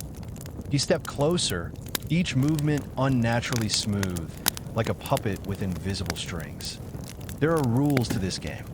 You've chosen to play, and now you must follow. He paused, his gaze flicking to Kelsey, then Jake. Not everyone will survive. Some of you must fail. Some must sacrifice. Riley's stomach twisted, a cold feeling settling deep within him. Sacrifice? No, no one is dying. The man tilted his head, as if amused. Oh, but some sacrifices are necessary. The words echoed around them, vibrating in the hollow space of the darkened hall. The air felt charged now, electric like the house itself was alive and listening. Kelsey, shaking, stepped closer to Riley. What do we do now? Riley's thoughts raced. The rules of this place were becoming clearer. This wasn't just about surviving. It was about choices, consequences. Jake gripped the flashlight tighter. We don't have time to stand here and argue. We need to keep moving, figure out what the hell this place wants from us. The man's eyes shifted to Jake, and for a moment, Riley swore he saw a flash of recognition, like the man knew something they didn't. His grin widened even further. You'll all need to choose soon. With a sudden movement, the man vanished into the shadows, his form disappearing as if he was never there at all. The hallway stood still again, except for the whispers, rising, falling like the sound of a distant storm. Riley turned to Kelsey and Jake. His heart was still racing, but there was no time to process what had just happened. They had no answers, only more questions. What now? Kelsey whispered. We keep moving? We have to finish this, right? Riley's mind spun, trying to piece together everything that had happened. The voice, the game, the sacrifices. But the man had said something that stayed with him. Some must fail. The weight of those words sank deep into his chest. It wasn't just about survival, it was about who they were willing to lose to make it out. The trapdoor behind them was still open, the stairwell leading deeper into the heart of the house. But ahead, the hall seemed to stretch forever, the reflections in the mirrors flickering like fractured memories. Riley took a step forward. They had to keep going. No turning back now. Stay close, he said. Let's keep moving. We'll find answers. But in the back of his mind, a cold, terrible thought lingered. Could they trust each other? Or was the house already pulling them apart, one sacrifice at a time? Riley's heart pounded in his chest as he moved cautiously forward, the shadows of the hall pressing in from all sides. The mirrors, reflecting their every step, seemed to distort with every passing second, flickering in and out of focus, each reflection more warped than the last. It felt like the walls were closing in on them. The hallway seemed to stretch endlessly before them, the lights above flickering in a rhythm that sent shivers down his spine. The whispers, once distant, were now a constant buzz in the back of his mind. Are we sure about this? Kelsey's voice trembled barely above a whisper. She glanced nervously at the mirrors, then back at the dark, distant into the hall where the man had vanished. This doesn't feel like it's going to end well. Jake, still clutching the flashlight, nodded. I don't know if it's even a choice anymore. We just keep moving until something forces us to stop. Riley didn't respond. He couldn't afford to think about what had happened. Not yet. They needed to keep going. They needed answers. The walls around them felt wrong, alive in a way they hadn't before. The texture of the mirrors seemed to shift like liquid glass, bending and warping with each passing second. They didn't feel like reflections anymore. They felt like eyes watching their every move. A sound, the softest sound, but enough to make Riley freeze mid-step. It was coming from ahead, from the far end of the hall. A child's laughter. The same laughter that had echoed from the girl earlier, the one who had almost consumed them with her cold touch. The laughter was sharper now, unnatural, and it sent a cold spike of fear straight into Riley's spine. Kelsey's grip tightened on Riley's arm. What is that? Please tell me we're not going toward it. Riley opened his mouth, but before he could respond, a flash of movement at the far end of the hall caught his attention. A figure. Small. standing in the middle of the hall, facing away from him. Her hair, black, tangled, and messy, felt like a curtain over her shoulders. The girl. And then, the voice, a deep, resonant whisper, slithered into their minds, unmistakable and chilling. Find her. Save her. Without thinking, Riley moved, his legs pushing him toward the girl. His instincts told him it was wrong, but the house demanded action. Don't, Kelsey hissed, her voice strained. She grabbed his arm, pulling him back. This is the game. Don't go near her. But Riley couldn't stop himself. The urge to follow the voice, to do as it demanded, was overwhelming. His body moved as if it were being pulled by invisible strings. Riley stopped, Jake shouted, his voice a mix of panic and desperation. But it didn't matter. The girl was ahead.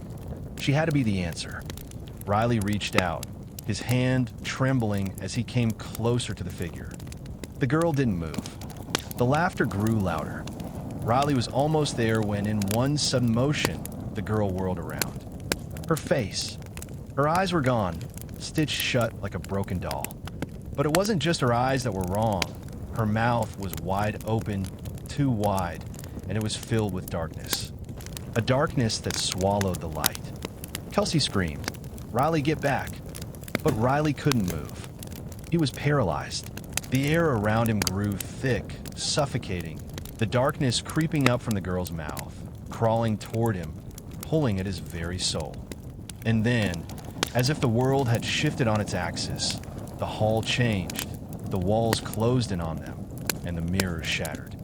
The sound of breaking glass filled the air, followed by a deafening silence.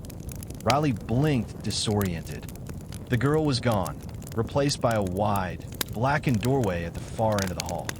Riley, Kelsey's voice broke through his foggy thoughts. She grabbed his arm, pulling him back. "We can't stay here. Not anymore. We need to get out. Now." But the doorway, it was calling them. And behind them, the echoes of the laughter began to rise again, like a distant storm gathering. Riley turned toward the door. "This is it. We have to go through." Kelsey's breath caught in her throat. "We're gonna die if we do." But Riley didn't hesitate. He stepped forward, dragging Kelsey and Jake along with him. They didn't have a choice. The house had already decided their path. The doorway creaked open. The door swung open slowly, as if it was reluctant to reveal what lay beyond. The darkened space beyond the threshold beckoned them, its blackness so thick it seemed to absorb the very light from Riley's flashlight.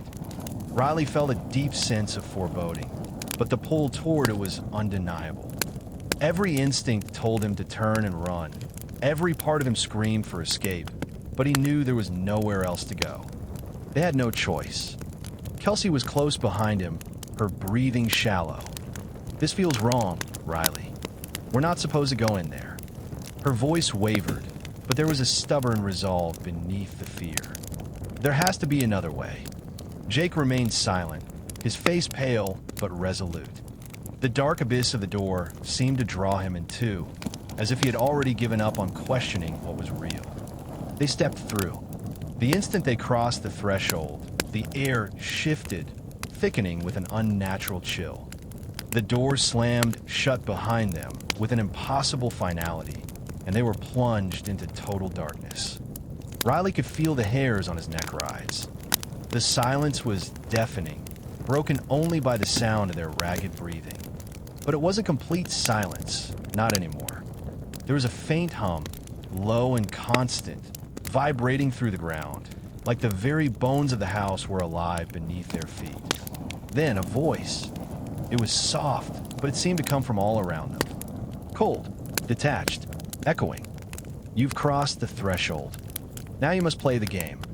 The words filled the space, but Riley couldn't pinpoint where they came from. It was as though the very walls of the room whispered, murmuring the command deep into his thoughts. "What game?" Kelsey whispered, her voice shaking as she looked around, trying to see anything in the absolute blackness. "What do you want from us?" No answer, only the hum.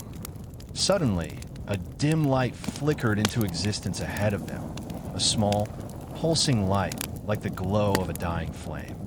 It cast long, twisted shadows on the walls, distorting the shapes of what was in the room. And that's when they saw it. A table. Old, worn, but strangely clean, as though it had been carefully placed here for them. Resting on it were 3 items. A dagger, its blade shimmering in the faint light like liquid metal. A vial of clear liquid, glowing faintly, the contents swirling on their own accord. And a book, its cover bound in dark leather, marked with strange, indecipherable symbols. Take your pick. The voice again, now louder, resonating like an old, worn-out record. Riley's heart pounded in his chest as he stepped closer to the table, feeling an odd sense of compulsion urging him to make a choice. But which one? Kelsey hesitated, her eyes darting between the objects. What do we do? What does it want us to do? Her voice was frantic now. Riley, please don't pick any of them. Jake, however, was already reaching for the book. We don't have a choice. We need to finish it. His fingers brushed the cover, and the moment they did, the room shifted. The light flickered violently, and a screeching sound reverberated through the air. The walls around them groaned, as though the house itself was shuddering. Riley's stomach twisted, and before he could react, the book opened on its own. The pages were blank, but as Jake's fingers hovered over the paper, dark ink began to spill across the pages, forming symbols, shapes, and strange, cryptic words. And then the room shifted again. The walls seemed to twist and warp around them, the space growing smaller, suffocating them. The shadows stretched unnaturally long, and Riley could feel a weight pressing on his chest, as if the air was being sucked out of the room. The book's words, written in a language none of them understood, glowed faintly, their meaning just out of reach. But then a word emerged from the ink, a word in English. Sacrifice. It echoed through the room, deep and commanding, like a voice rising from the pit of hell itself. No, Kelsey gasped, taking a step back. No, please, this isn't how it works. We don't sacrifice anyone. We can't. But Riley didn't know if they had a choice. The house, the game, had been pulling them deeper with every decision. And now, the book was demanding an answer. Jake stepped away from the table, his eyes wide, his hands shaking. What? What do we do? The hum grew louder, filling the space like the throbbing of a heart. The shadows gathered around them, thickening. And in the center of the room, the dark figure of the man, the one who had welcomed them to this horrible place, appeared again. His grin was wide, knowing. You must sacrifice one, he said, his voice low and thick with dread. Riley's breath caught in his throat. What do you mean? The man's eyes never left them. A sacrifice. To win the game, you must lose one. The room spun. Riley's vision blurred, and the oppressive weight of the house, the game, crushed in on them from all sides. There was no escaping it now. And the worst part was, they all knew. The game was almost over, but there was only one way out. The man's eyes bored into them, cold and expectant, like he was watching a performance. His smile was wide, too wide, and in that moment, Riley felt a creeping sensation that this wasn't just a test of survival. It was a test of will. Kelsey's hands were shaking as she clutched her chest, taking deep, shaky breaths. Her eyes darted to the dark corners of the room, the shadows that seemed to pulse with life. The whispering hum grew louder, as though the house itself was alive, watching, waiting. Jake stood frozen, his gaze fixed on the man, then flicking nervously to the table and the items still laid out before them, the dagger, the vial, the book. He swallowed, his voice hoarse. What do you want from us? What does this even mean? The man's smile deepened, like a predator watching its prey slowly unravel. I told you, one must sacrifice. Kelsey shook her head violently, her eyes wide with panic. No, we're not doing this. We won't choose. But the man only stared at her, and the hum in the room grew louder still, vibrating through their bones. The walls seemed to inch in toward them.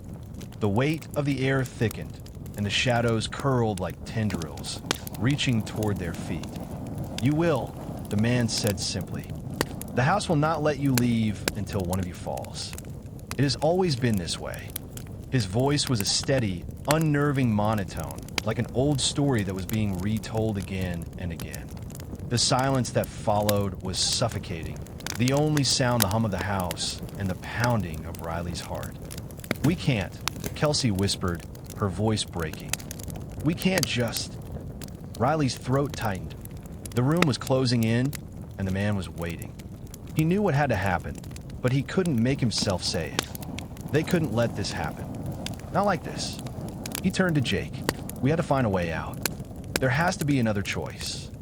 Jake looked like he was about to argue, but then he stopped.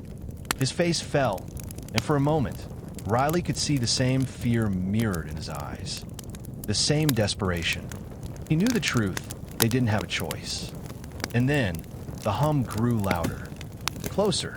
The shadows began to move, swirling toward them like a storm. The darkness at the edges of the room seemed to take form, rising into shapes that were too human, too much like people, but distorted, their faces twisted in pain and agony. One must fall. The voice was all around them now.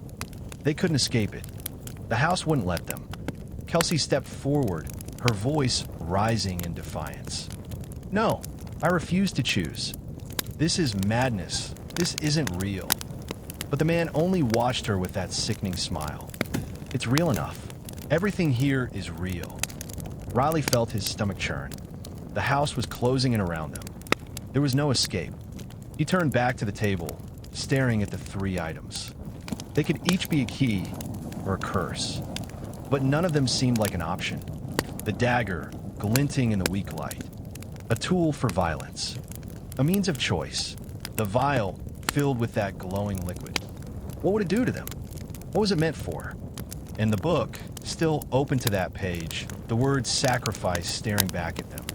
And then something inside Riley clicked. There was something here, something he hadn't fully grasped yet. The house, the game, the man was all a test. A test of their humanity. A test of their willpower. The man's voice cut through his thoughts. "The choice is simple. Choose one to sacrifice, and the rest may go free." Kelsey took a step back, her face pale. Her voice cracked. "No, no one's dying. Not like this." And then the world shifted. The walls groaned and rattled as if the house itself was responding to the tension. The shadows on the floor grew longer, and the lights overhead flickered in a maddening pattern. Riley looked at his friends. Kelsey, Jake. He couldn't ask them to make this choice. No one should have to. He could feel the weight of the house pressing on them, suffocating them. But they were not broken yet. Not completely. But then something changed. The word from the book began to shift on the page. New words appeared, glowing in the dark. Sacrifice is not always the end. Sometimes it is the beginning. Riley felt his blood run cold as the room seemed to close in even more. The house was playing with them, making them question their own sanity. Kelsey took another step back. "We can't give in to this. We can't." Riley turned to face the man. "Why? Why are you doing this to us?" The man's eyes glinted with amusement. "Because you've chosen. Whether you like it or not, this game will end. Your choice will decide what happens next." Suddenly, Riley realized what he had to do. It wasn't about choosing one of them to sacrifice. The game had made it clear that their unity, their humanity, was the only thing that could break it. He stepped back from a table, his mind racing. "We don't need to choose. Not like this. We need to refuse." The man's smile faltered for a fraction of a second. But it was enough. Riley could feel it. He had figured it out. The game wasn't about choosing a sacrifice. It was about breaking them. About forcing them to turn on each other. To make them believe there was no hope. But they still had a choice. As Riley stepped toward the man, he gripped Kelsey and Jake's hands tightly. "We refuse. We won't play your game." And the house shuddered. The man's face twisted in a snarl. The air grew colder. The lights flickered one last time. And then silence. The room began to dissolve around them, the walls collapsing, the floor opening up beneath their feet.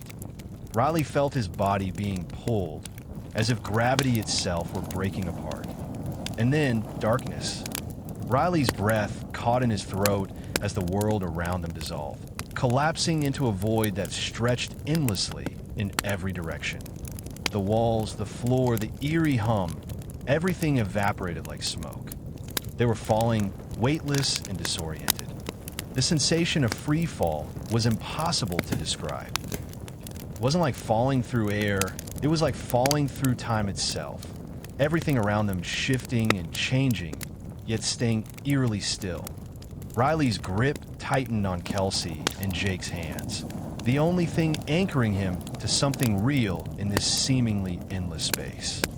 His mind raced, heart pounding with panic, but his feet never touched the ground.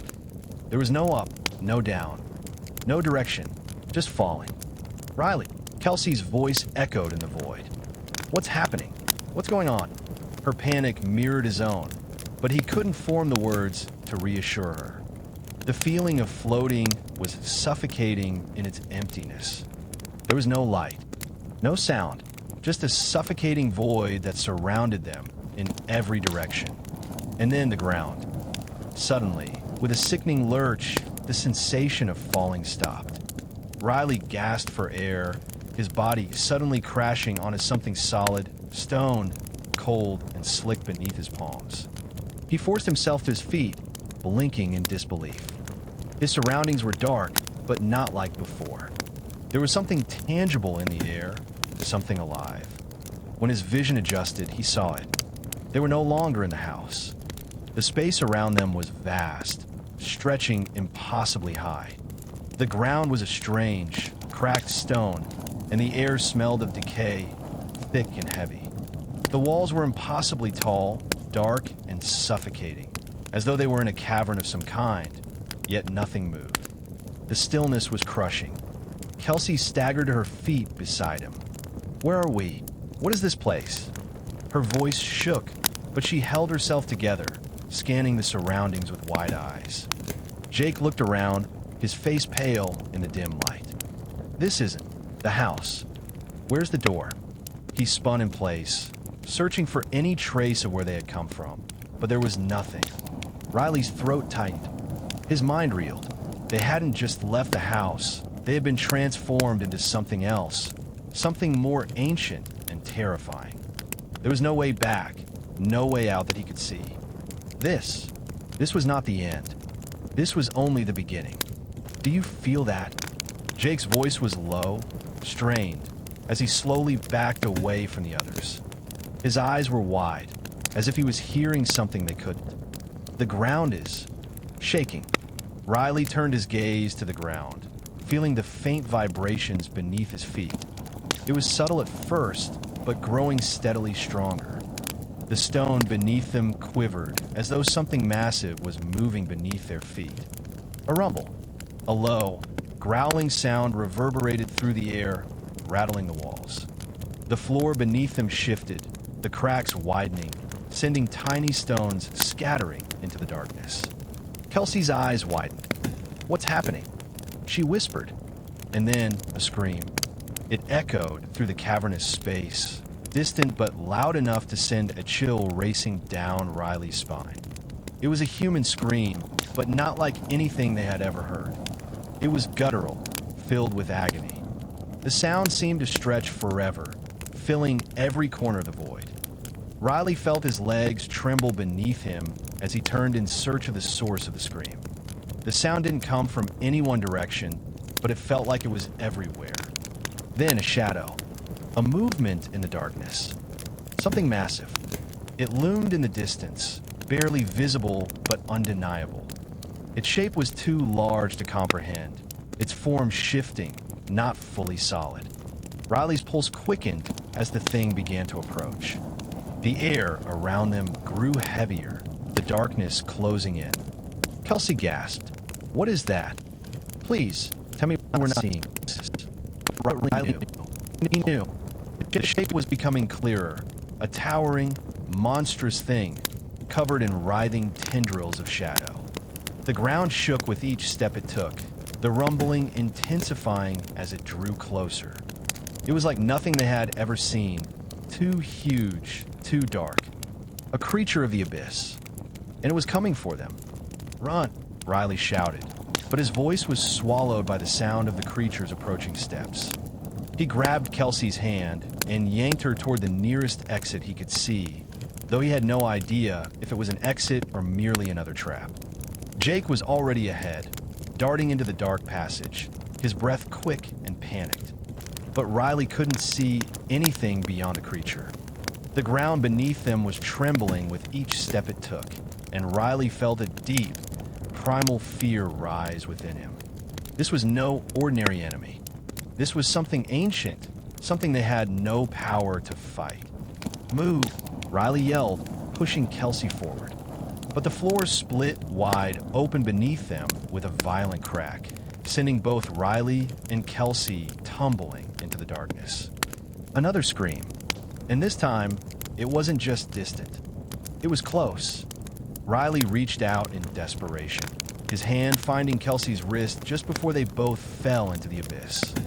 The walls closed in, the floor crumbling away beneath them as the creature's form loomed over them. It was too much, too overwhelming. But then, a flash, a burst of white light, bright enough to burn their retinas. And just as suddenly as the chaos had begun, everything stopped. The rumbling ceased. The creature's form dissolved into the light. The ground stilled. Riley blinked, disoriented, as the light receded, revealing an entirely new place, one that felt even more wrong than where they had been before. But they were no longer in the cavern.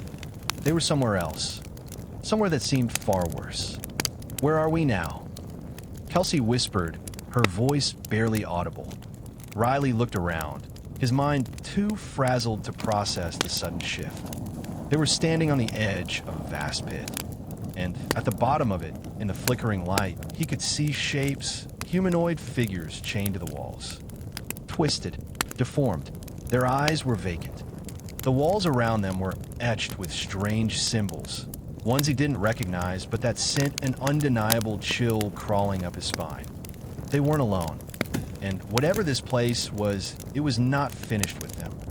The air around them felt thick, like breathing through a damp cloth. Every inhale was heavy with the stench of decay, and the oppressive weight of the space made it feel as if they were suffocating, even without being able to pinpoint exactly why. Riley's pulse raced, his mind still spinning from the strange and terrifying events that had led them here. His hand was still gripping Kelsey's wrist, but now it felt more like a lifeline than a simple connection. She was trembling, her eyes wide, flickering nervously over the strange figures chained to the walls below. Jake stood slightly ahead of them, his hands outstretched to the stone walls around him, as if trying to make sense of the place, but there was no sense to be made. Everything about it was wrong. They stood at the edge of a vast pit, but it was no ordinary pit. The walls around them were covered in those strange symbols, carved into the stone in intricate patterns. They glowed faintly with an eerie, dim light, pulsing ever so slightly in the darkness. As Riley's gaze shifted downward, he saw them, figures bound to the walls of the pit, twisted and disfigured, their bodies stretched at unnatural angles, eyes vacant, their mouths open in silent screams.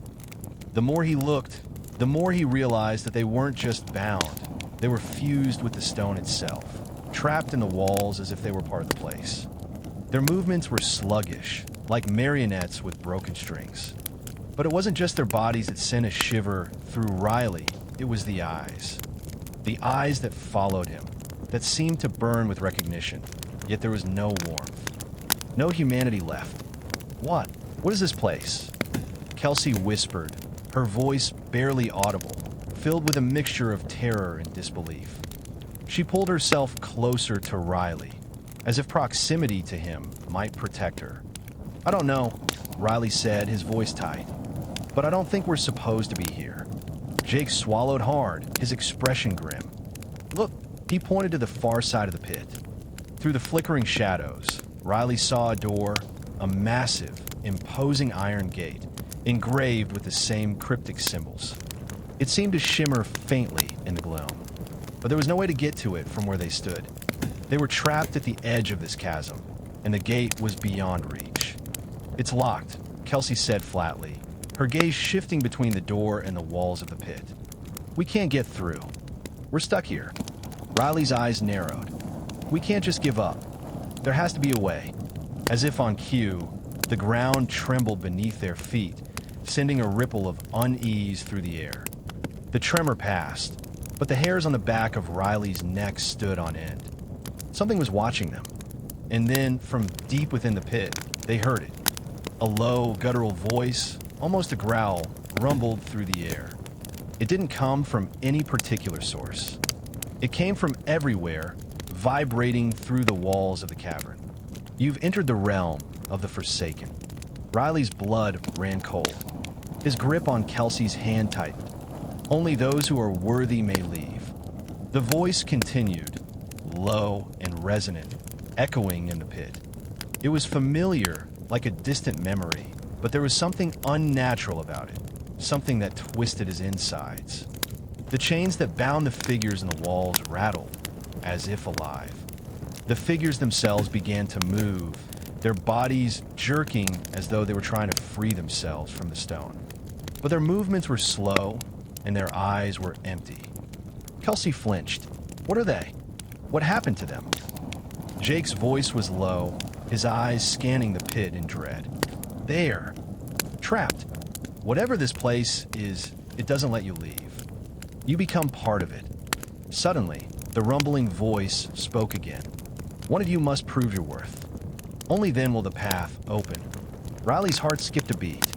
The weight of those words hung in the air like a death sentence. He turned to Jake and Kelsey, his breath catching in his throat. "We don't have time to figure this out," he said, panic rising in his chest. "We have to act. If we don't, we'll end up like them."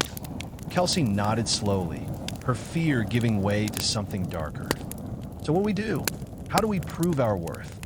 Riley's eyes scanned the symbols on the walls. Something about them was familiar, like the symbols in the book back in the house. It was as if they had seen these markings before, but in a different context. Something that had to do with choices. Jake took a step toward the edge, looking down into the pit, and Riley's heart stopped. "Jake, don't..." But it was too late.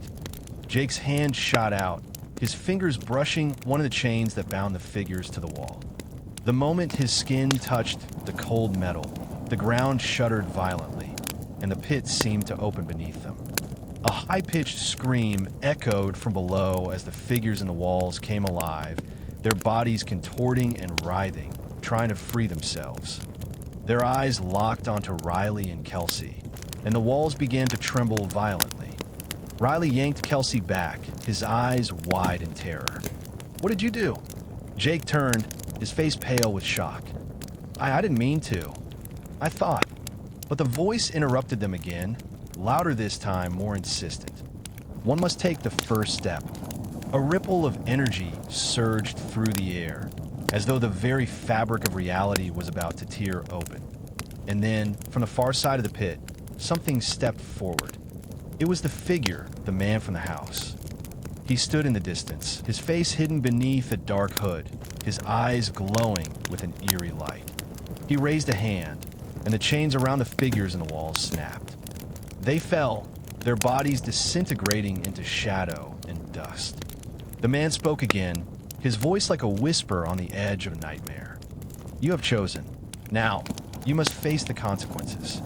Suddenly, the gate began to open, revealing a blinding light beyond. But the light was not warm. It was harsh and unnatural, casting long, stretching shadows. And behind them, the dark figures, the ones in the walls, were moving. The game wasn't over. They had chosen. And now, there was no turning back. The light from the gate pulsed, a harsh, relentless beacon that threatened to blind them. Riley's heart hammered in his chest as he glanced between the eerie figure at the far side of the pit and the approaching shadows. His legs felt like they were made of stone, rooted in place by the growing terror. He could hear Kelsey's breath, shallow and quick, matching his own. "What do we do now?" Kelsey whispered, her voice strained with panic. She was gripping Riley's arm now, her nails digging into his skin as if holding on to him would somehow keep her tethered to the world they once knew. Riley didn't have an answer. His mind was racing, trying to make sense of everything that had happened, trying to comprehend the strange world they found themselves in and the mysterious force that seemed to control it all. But all he knew for certain was this: they couldn't stay here. The walls were closing in, both literally and figuratively. The man, still standing at the gate, raised his head. The light from the gate illuminated his face for the first time. His skin was pale, nearly translucent, and his eyes glowed with an unnatural, otherworldly light. They were fixed on Riley and Kelsey, as though he could see straight into their souls. "The path has been chosen," the man said, his voice deep, resonant, like it came from the very bowels of the earth. It was a statement, not a question, and the weight of his words sent a cold chill through Riley's spine. The shadows at the edges of the pit seemed to grow in intensity, their movements jerky, almost twitching as they slithered closer. The figures, still fading from their twisted, half-human forms, seemed to take shape as they approached. Riley's gut twisted in horror. The creatures were not human. They were something worse. Something older. Their faces were half-deformed, covered in cracks and gaping holes, like they had been remade by some malevolent force. They were bound by chains, their bodies heavy and grotesque, their mouths stretched into grim, empty smiles. Jake stood stiffly beside them, his eyes wide, his breath shallow. "What happens if we walk through the gate?" His voice trembled, but it was full of curiosity and fear. Riley swallowed, the question hanging in the air. It was clear that the gate offered a way out of this nightmare, but at what cost? The man's gaze seemed to pierce through them all. Those who seek to escape must make a sacrifice. Sacrifice. The word hung in the air, thick with meaning, like a blade poised above their heads. Riley didn't need to ask what the sacrifice would be. He could see it in the glint of the man's eyes, the twisted figures circling closer. "We don't have a choice," Riley said, his voice firm, though the dread that clutched at his chest threatened to break through. "We need to take a chance." Kelsey nodded, but her face was pale, her hand trembling against his arm. "But what if we can't come back? What if we—" Before she could finish, the tremors beneath their feet intensified again, stronger than before. The sound of chains dragging against stone echoed loudly, and the shadows surged forward, their grotesque forms casting long, twitching shadows across the walls. Riley's heart raced. The time for hesitation was over. "You are not the first to walk this path," the man said again, his voice carrying a strange resonance. "Nor will you be the last. Those who survive the journey will be reborn, but only if they prove their worth." He stepped aside, gesturing toward the gate, his eyes glinting with cold amusement. "Go now. The choice is yours. But know this, time has no meaning here. Once you step through, you may never return." Riley turned to Kelsey and Jake, searching their faces for a hint of certainty, but found only fear mirrored in their eyes. He didn't know what lay beyond the gate, but it was clear that their only hope of survival was to take the risk. "There's no turning back," Riley said, his voice strained but resolute. "We have to go. Now." The air around them felt charged, as though the very fabric of reality was about to snap. The creatures continued to crawl forward, their twisted forms casting grotesque shadows on the floor. Without another word, Riley pushed forward, his feet heavy against the ground, the pull of the gate drawing him in. Kelsey followed closely behind, her fingers clutching Riley's arm with an iron grip. Jake trailed behind them, still unsure but unable to resist the pull. With every step, the air seemed to grow thicker, more oppressive. The walls of the pit seemed to stretch out farther, as though the entire space was a living thing, aware of their movements. As they reached the gate, the light grew so bright it almost hurt to look at it. Riley's eyes stung, and he could feel the heat radiating from the threshold. But there was no turning back now. One by one, they stepped through. The moment Riley crossed the threshold, the world around them seemed to collapse. The air vanished, replaced by a deep, resonating hum that seemed to vibrate through his very bones. His vision blurred as everything around him became a whirl of light and shadow. For a moment, he thought he might be falling again, but this time, there was no ground, no sense of direction. Only endless darkness, a void so deep it swallowed him whole. Then, with a sudden jolt, the sensation stopped. They were standing on solid ground once again, only this time, it wasn't the same ground they had just left behind. It wasn't the same world. Riley's breath caught as he looked around.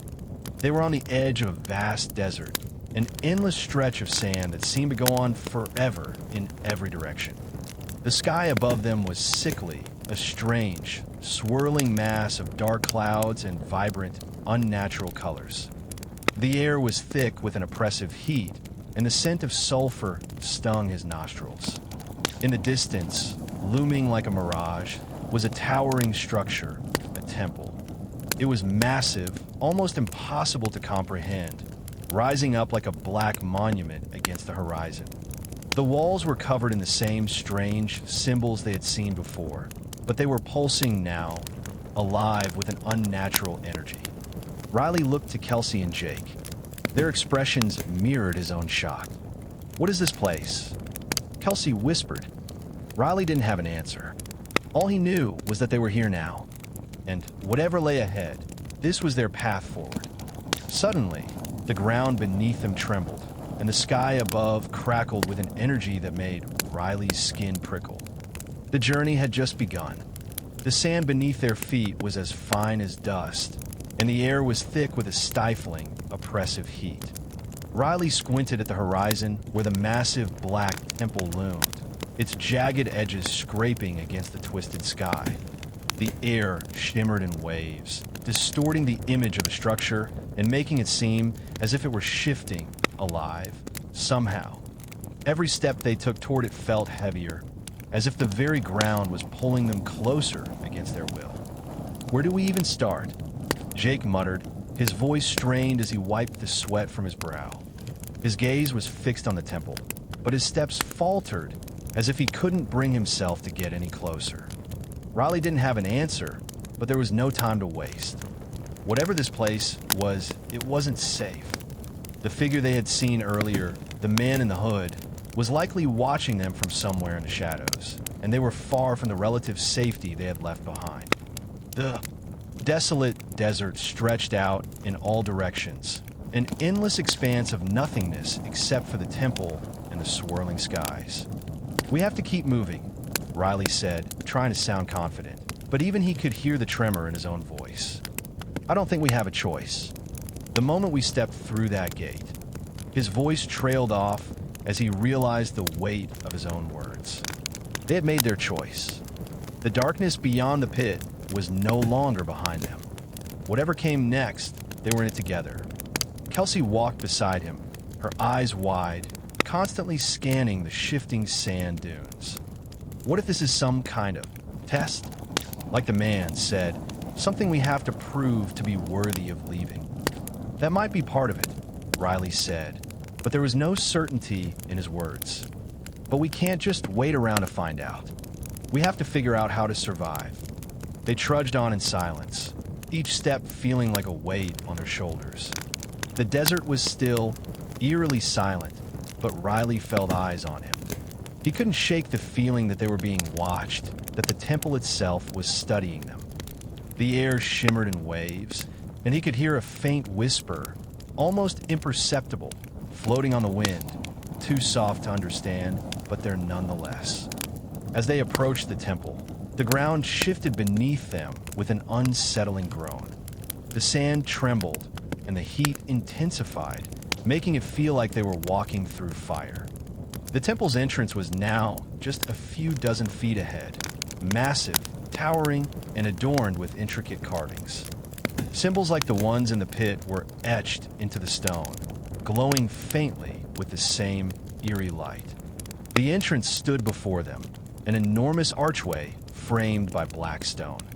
There were no doors, no barriers, just an open void beyond, and the oppressive darkness inside seemed to pulse with a life of its own. But Riley didn't hesitate. "Let's go," he urged. The three of them stepped forward, the silence in the air thickening, suffocating. They entered the temple, and the moment they crossed the threshold, the temperature plummeted, as if the very air inside was made of ice. The sound of their footsteps was drowned out by an eerie stillness, but it was a stillness laced with an underlying hum, a low-frequency vibration that seemed to come from the walls themselves. The interior was vast, impossibly so. The space stretched out like an endless cavern. Columns rose high above them, their surfaces covered in the same symbols that decorated the outside. And at the far end of the temple, just beyond the dim light of their surroundings, was an altar, dark and ominous, like a throne made for some ancient god. Kelsey's voice broke the silence, shaking with unease. "It feels wrong, like we shouldn't be here." Riley nodded in agreement. The air was so thick with tension that it felt like they were intruding on something ancient, something that had been waiting for them. "What now?" Jake asked, his voice barely above a whisper, as though speaking too loudly might disturb the place itself. They all turned toward the altar, drawn to it with an invisible force. The symbols seemed to hum louder as they moved closer, and the temperature continued to drop, each step making the air feel heavier, colder. But it wasn't just the cold, it was the presence, the undeniable sensation that they were being watched, judged by unseen eyes. At the base of the altar was a stone pedestal, worn by time and weathered by something far older than they could comprehend. Upon it, there was a single object, a black crystal. It pulsed with an eerie light, casting dark shadows that seemed to writhe around it like living tendrils. "This is it," Riley said, stepping forward. "It's here. This is what we came for." Kelsey hesitated. What if it's a trap? What if touching it? She trailed off, her voice faltering as she took a step back. Jake also seemed hesitant, his eyes flicking nervously from the crystal to the shadows that stretched impossibly long in the corners of the temple. "Riley, I don't think we should." But it was too late. Riley had already reached the pedestal. The moment his fingers brushed the surface of the crystal, the temperature in the room plummeted, and a hum in the air turned into a scream, so loud and dissonant that it seemed to shake the very bones of the temple. Darkness descended around them. It wasn't just the darkness of the room. It was a suffocating, consuming darkness. The light from the crystal flared, blinding them for a split second before it extinguished completely. And in the absence of that light, the shadows shifted, taking form, growing into towering shapes that seemed to bend and twist, as though they were made of the very fabric of the night itself. Riley's breath caught in his throat. What's happening? The shadows grew closer, filling the temple, and then a voice. It echoed through the air, not from any single source, but from everywhere. "You have awoken the keeper." The ground beneath them trembled as the darkness converged. The shadows twisted and began to form into something much larger, something far more ancient than they could have ever imagined. A silhouette, cloaked in shadow and power, rose from the dark. The keeper. Riley could feel his heart pounding in his chest. There was no turning back now. The keeper's voice, ancient and cold, rang out again, each word sending a shockwave through their bones. "Only the chosen may leave." And Riley realized they were not alone. The shadows converged, thickening around them like a tightening noose. Riley's breath caught in his chest as the darkness pressed in from all sides, enveloping the temple with an overwhelming, suffocating force. He could feel the weight of the keeper's gaze upon them, though its form was still cloaked in that ever-shifting veil of shadows. The ground rumbled beneath their feet, and for a brief, horrifying moment, Riley thought the temple itself might collapse. Then, out of the suffocating blackness, the voice came again, deep, low, and resonant. It didn't come from anywhere specific. It was as though the very air itself had become the voice of the keeper. You seek to leave. But what have you learned? The words sliced through the thick silence, as though each syllable carried centuries of weight. What will you offer in exchange for your escape? Kelsey took a step back, her voice barely a whisper, almost drowned out by the oppressive hum in the air. What? What do you mean? We don't know what's going on. We didn't choose to be here. We just... Silence. The keeper's voice silenced her, sharp and commanding. Riley felt a chill crawl up his spine. The keeper's presence was vast, ancient, like a force that existed long before their world had been conceived. Your ignorance will not protect you. The dark form began to shift, slowly taking shape, a towering figure, shrouded in tattered robes that seemed to absorb the light. Its face remained hidden, nothing more than an inky, black void, as though it could never truly be seen. But even without a face, Riley could feel its malevolence, its intent. Only the worthy may pass. The keeper's voice echoed once more, its sound vibrating through their bones. Prove your worth, and you may leave this place. Fail, and you will remain forever, a part of the darkness you have awoken. Riley clenched his fists, heart pounding in his chest. They had come this far, and now it seemed as though they were being given one final trial. He wasn't sure what it meant to prove their worth, but he knew one thing for sure. There was no turning back. This was it. I don't understand, Jake stammered, his face pale with fear. What do you want from us? What are we supposed to do? The keeper tilted its head, as though considering Jake's question. You are all bound to this place. The shadows around them shifted, forming shapes in the darkness, a twisted array of faces, distorted and horrifying, each one an echo of something long forgotten. This place feeds on your fears, your regrets, your sins. You must confront them all. Only then will you be deemed worthy. Riley felt the weight of the words settle heavily in his chest. They had to face their own darkest truths. But how?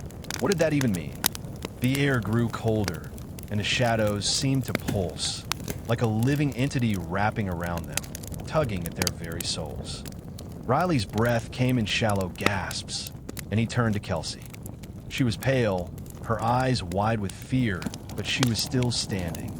She had come this far. She had to be strong. Kelsey, Riley whispered, his voice barely audible. We can do this. We have to face whatever it is. Her lips trembled, but she nodded, the determination in her eyes overriding the terror. We're in this together. The keeper spoke once more, its voice now softer, almost inviting. Then you will face your truths, one by one. The shadows will show you what you fear most. The question is, can you overcome them? Before Riley could respond, the darkness around them seemed to close in, swirling like a violent storm.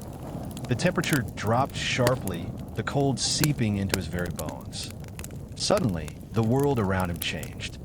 He was no longer standing in the temple, but in the middle of a forest, dark and dense, the trees twisted in grotesque shapes that seemed to stretch unnaturally high into the night sky. The ground was covered in damp leaves, and the air was thick with the smell of decay. The distant sound of whispers filled the air, too faint to understand, but heavy with intent. Riley's heart skipped a beat. This place had felt wrong. It was as though this forest had been pulled from some forgotten memory, a place he knew but couldn't remember. He looked around and saw Kelsey and Jake standing beside him, but something was different about them. Kelsey's eyes were wide with terror, her face pale as if she were caught in a nightmare. Jake's face, too, was twisted with fear. And then he saw it. A figure moving among the trees, a man draped in shadows, his face obscured by a black hood. The figure's movements were slow, deliberate, as if it were stalking them. Riley's pulse quickened. "Who is that?" he whispered, but the words felt wrong as soon as they left his mouth. The answer was in the air, thick with meaning. The figure stepped closer, and as it did, its presence grew more familiar, more terrifying.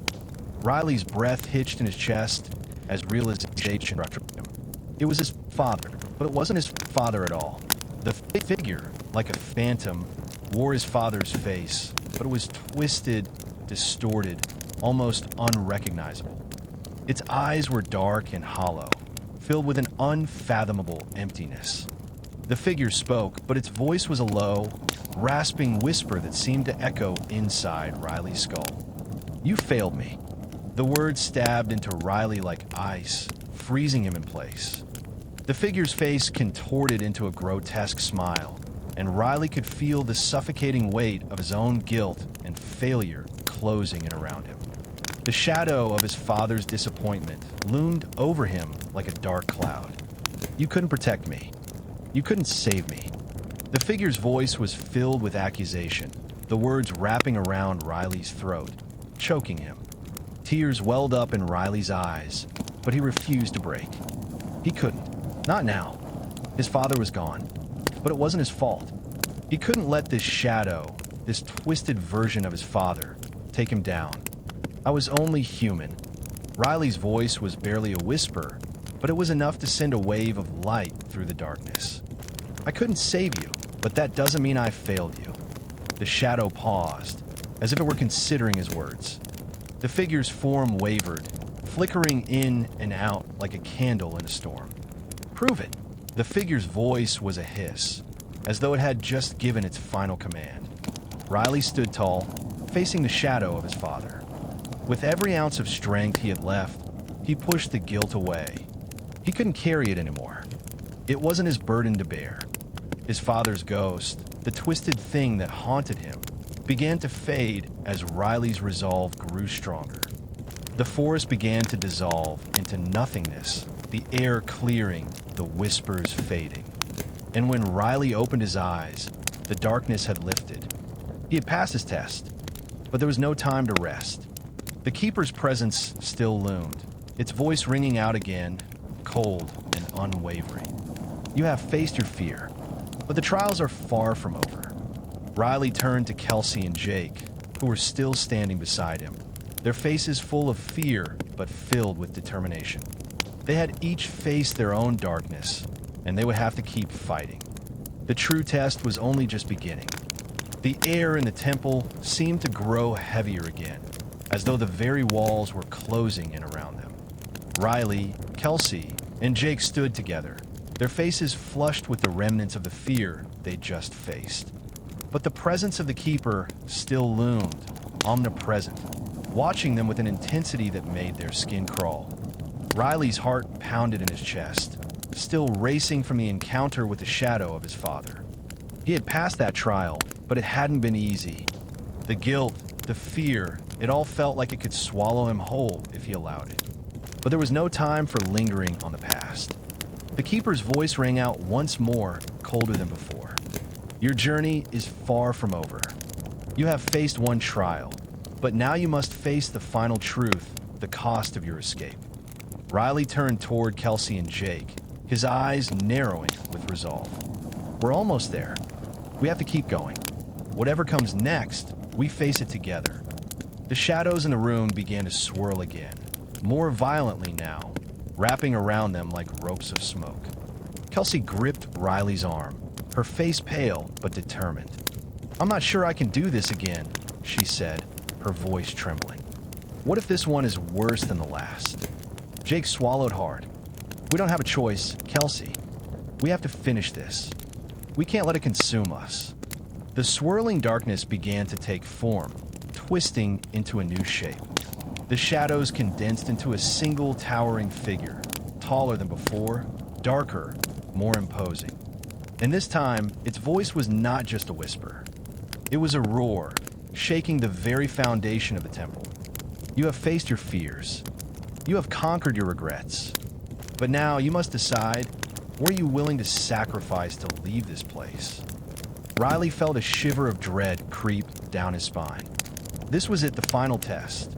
He didn't know what the keeper meant by sacrifice, but he knew it was a question they couldn't avoid. You will give up what you cherish most, the thing you hold dearest, the thing that defines who you are. The keeper's voice rumbled, and the shadows writhed with an unnatural hunger. If you wish to leave, you must give it up willingly. The air grew cold, and Riley could feel his body go rigid with fear. Sacrifice? He thought of the one thing that mattered most to him, his friends, the bonds they had forged through everything they had survived. Could he give that up? Could he walk away from them to escape the temple? Kelsey and Jake seemed to be struggling with the same question. Their faces were tense, their bodies stiff, as if they were fighting an internal war. Riley wanted to say something, anything, to comfort them, but the words didn't come. The choice was too heavy. What do you cherish most? The keeper's voice demanded, louder now, echoing through the walls. Do you want to leave? Or do you wish to remain? Kelsey stepped forward, her voice shaking. I can't do this. I can't lose them. I can't lose myself. But I don't want to stay here forever. Please, what is this test? The keeper's form loomed before them, and for a moment, Riley could swear he saw something flicker behind the darkness, something human. It wasn't the keeper itself, but a fleeting glimpse of something else, something that had been lost. The greatest sacrifice is that of the self. You must choose to leave the person you are behind. You must choose to sever the very thing that binds you to the world you once knew. The keeper's voice echoed with finality, vibrating through the temple's walls. Only then will you escape. A heavy silence settled between them. Riley closed his eyes, trying to process the enormity of the decision. To leave? To sacrifice himself, his identity, his life before the temple? Could he do that? Could he walk away from everything he had been? But then he thought of his friends, Kelsey, Jake, and he knew what he had to do. He had come to understand that the bonds they shared were what mattered, not the fear, not the past. They were what mattered. If they didn't make it out together, then none of it would have meant anything. I'm willing to sacrifice it all, Riley said quietly. But not alone. Jake nodded slowly, his voice barely audible. I'm with you, whatever it takes. Kelsey wiped tears from her eyes, her face a mix of sorrow and determination. We've made it this far. I'm not going to leave you now. The shadows around them began to recede as their voices filled the air. The keeper's figure, once towering and terrifying, now flickered, its form unraveling like a dream in the morning light. The darkness lifted, and in its place stood the faintest glimmer of hope. And then, just as suddenly as it had begun, the temple was silent. Riley opened his eyes to find the once looming structure now a faint shadow in the distance, its oppressive presence gone. The desert stretched before them, vast and endless, but the sun was beginning to rise on the horizon, casting a warm glow across the landscape. The gate that had brought them here stood open, a path leading back to the world they had known, and yet it felt different now. They were no longer the same people who had entered this place. The temple had changed them, had forced them to confront their deepest fears, but they had survived. Together, Riley looked to Kelsey and Jake. The weight of the trial still pressed down on him, but in that moment, he knew that whatever lay beyond the gate, they would face it as they had faced the trials of the temple together. We did it, Kelsey said softly, her voice full of awe. Jake let out a breath he hadn't realized he was holding. We're free. Riley smiled, his heart light for the first time in what felt like forever. The sun continued to rise, its rays spilling over the desert, illuminating the path ahead. The keeper's darkness was behind them now, and ahead lay a world full of possibilities. But no matter where they went next, they knew they had survived the impossible, and that would be enough. The world had changed, but so had they. They no longer carried the weight of their pasts, the shadows of their deepest fears. They had faced the darkness and emerged into the light. And though the temple remained, hidden somewhere beyond the veil of reality, it was no longer their concern. They had passed its trials. They had made their sacrifice. Now, their journey was theirs to define. The sun rose higher, casting long shadows over the desert as they walked together toward whatever lay ahead. They were ready. The end, or perhaps the beginning.